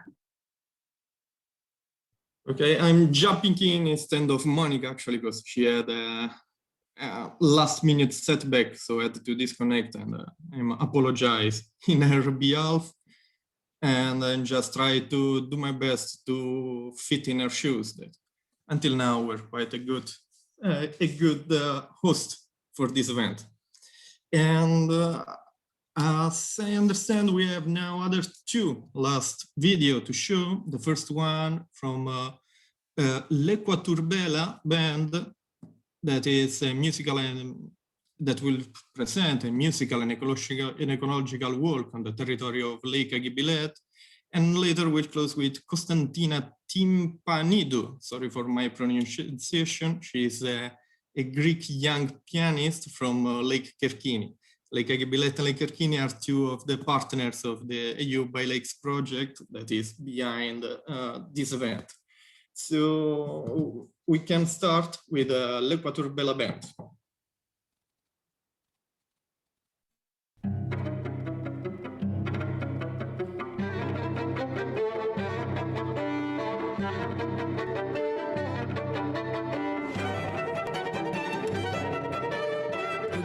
Saison musicale étoffée de concerts dans toute la France et à l'étranger, le Quatuor Bella pose ses valises le temps d'une semaine en avant-pays savoyard, à la rencontre des enfants du coin.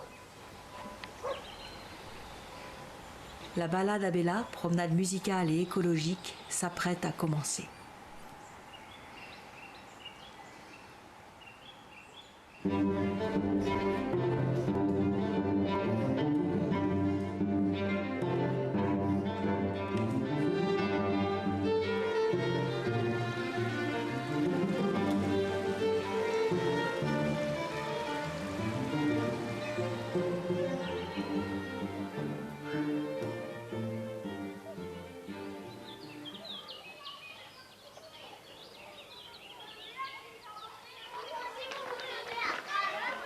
On est le jeudi 26 avril. La balade à Bella, qu'est-ce que c'est? La balade, c'est soit une marche, et si on l'écrit avec deux L, c'est une petite chanson. Donc l'idée, c'est de marcher et de chanter. Ok, on se lève? Et toi, tu vas où? Où donc te mène ton chemin? Sans but, sans fin. Depuis le mois de janvier, Julien Boutin, altiste du Quatuor, fait chanter les élèves et les accompagne avec son instrument. Entre deux séances, les professeurs équipés d'une bande-son enregistrée pour l'occasion poursuivent le travail entamé. Ces rendez-vous musicaux permettent aux enfants de découvrir le chant choral, la pratique collective la plus simple, la moins chère et la plus démocratique pour aborder la musique. Depuis plusieurs mois, ils vocalisent, jusqu'à l'arrivée d'un lundi ensoleillé du mois d'avril. On est allé du Gué des Planches à l'Épin-le-Lac avec tous les enfants du Gué des Planches. Et on est monté jusqu'au chef-lieu, on a marché 2 petites heures pour rencontrer les enfants de l'Épin chef-lieu. Voilà, on était à peu près 70 enfants.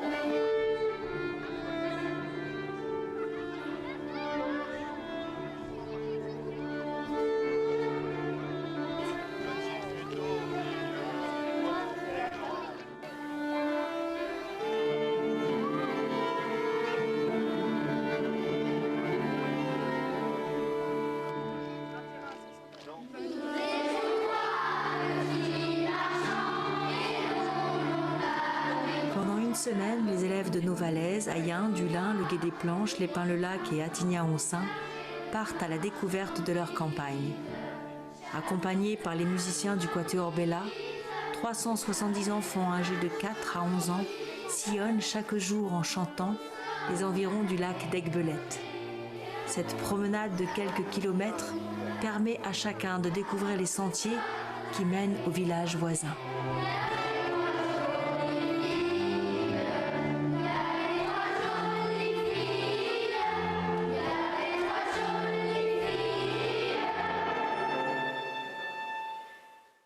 Répétition à l'église pour les grands concerts du soir.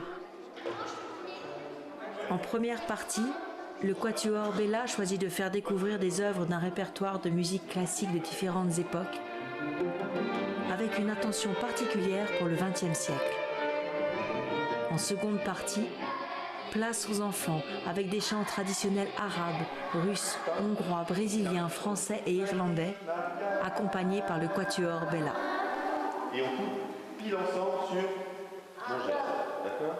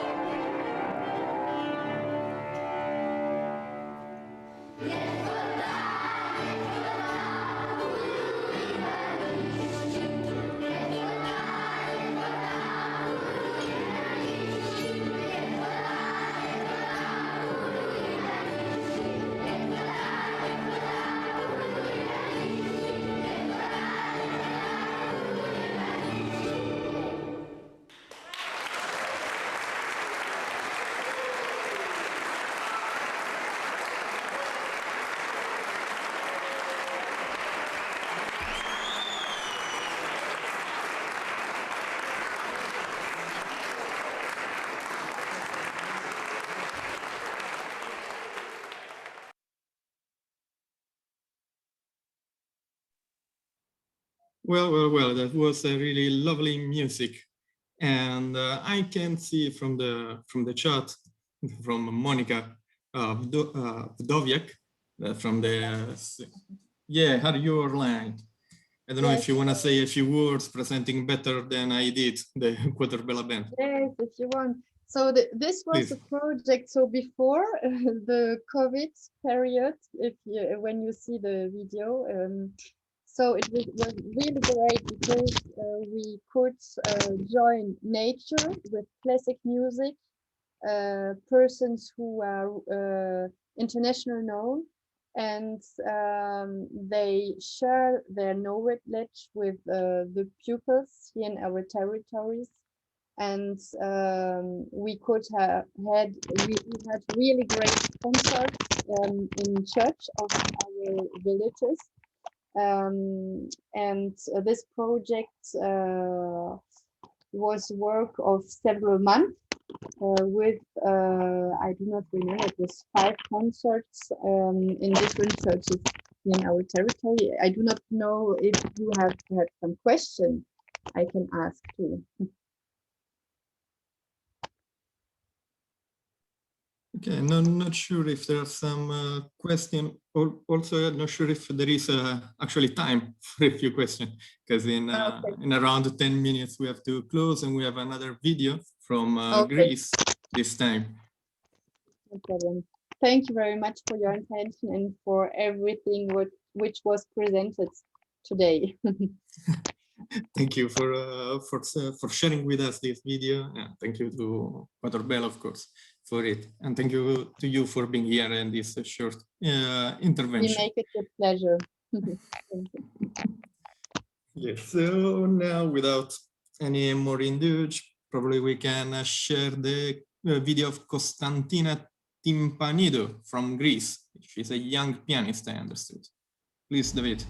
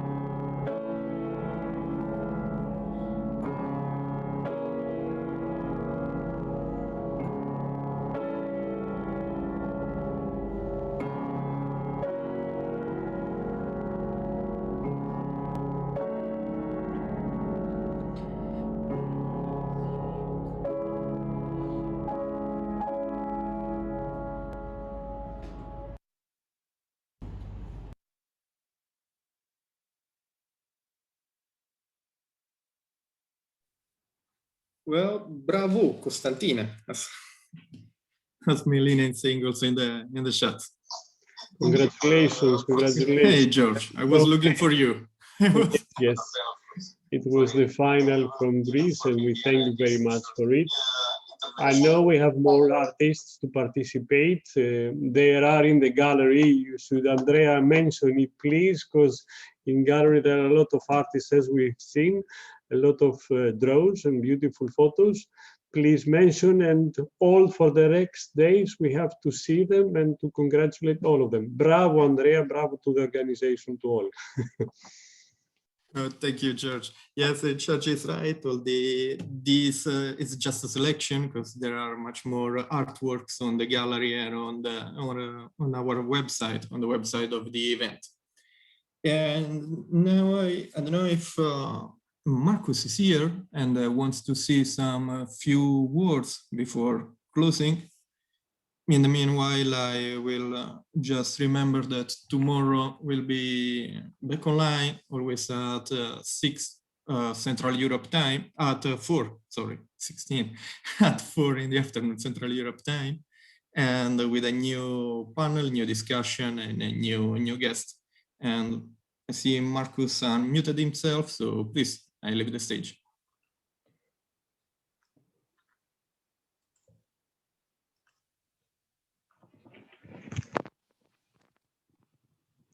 Andrea, sorry. I'm here now.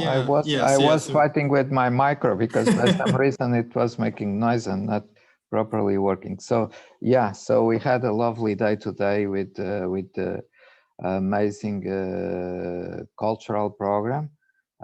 Thanks, Andrea. Andrea Joseph is the project manager for KIrC, so the project that is supporting this event.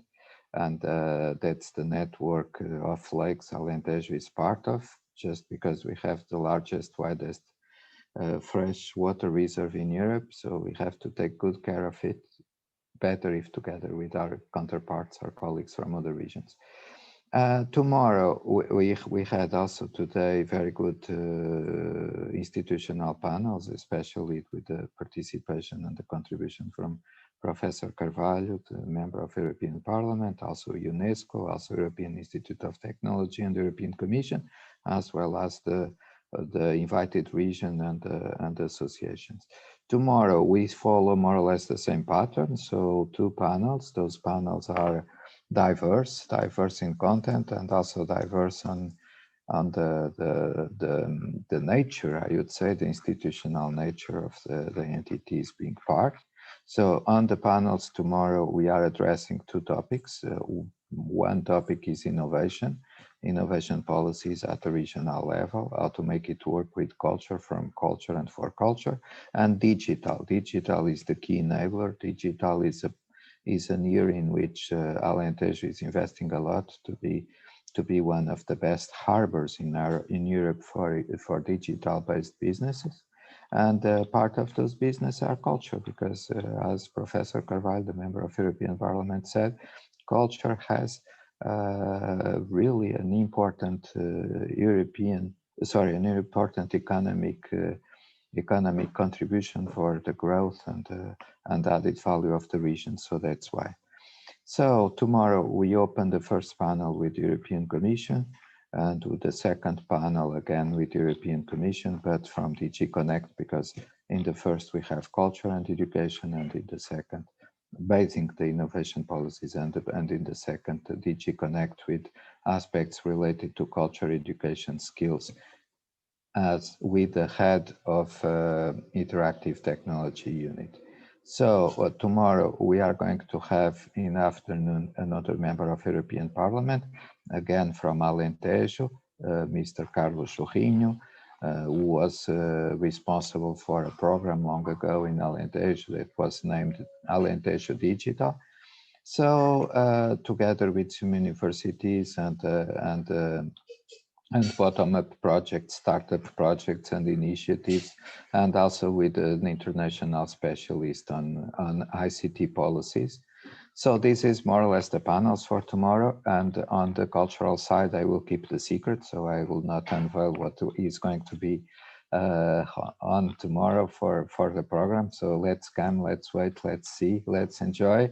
And please take a rest. See you tomorrow. Have a lovely evening. And thank you so much for being part of this event and attending today's session. Thank you. Thank you. See you tomorrow. Thank you. Bye, Xenia. Thank you. Bye. Alimista.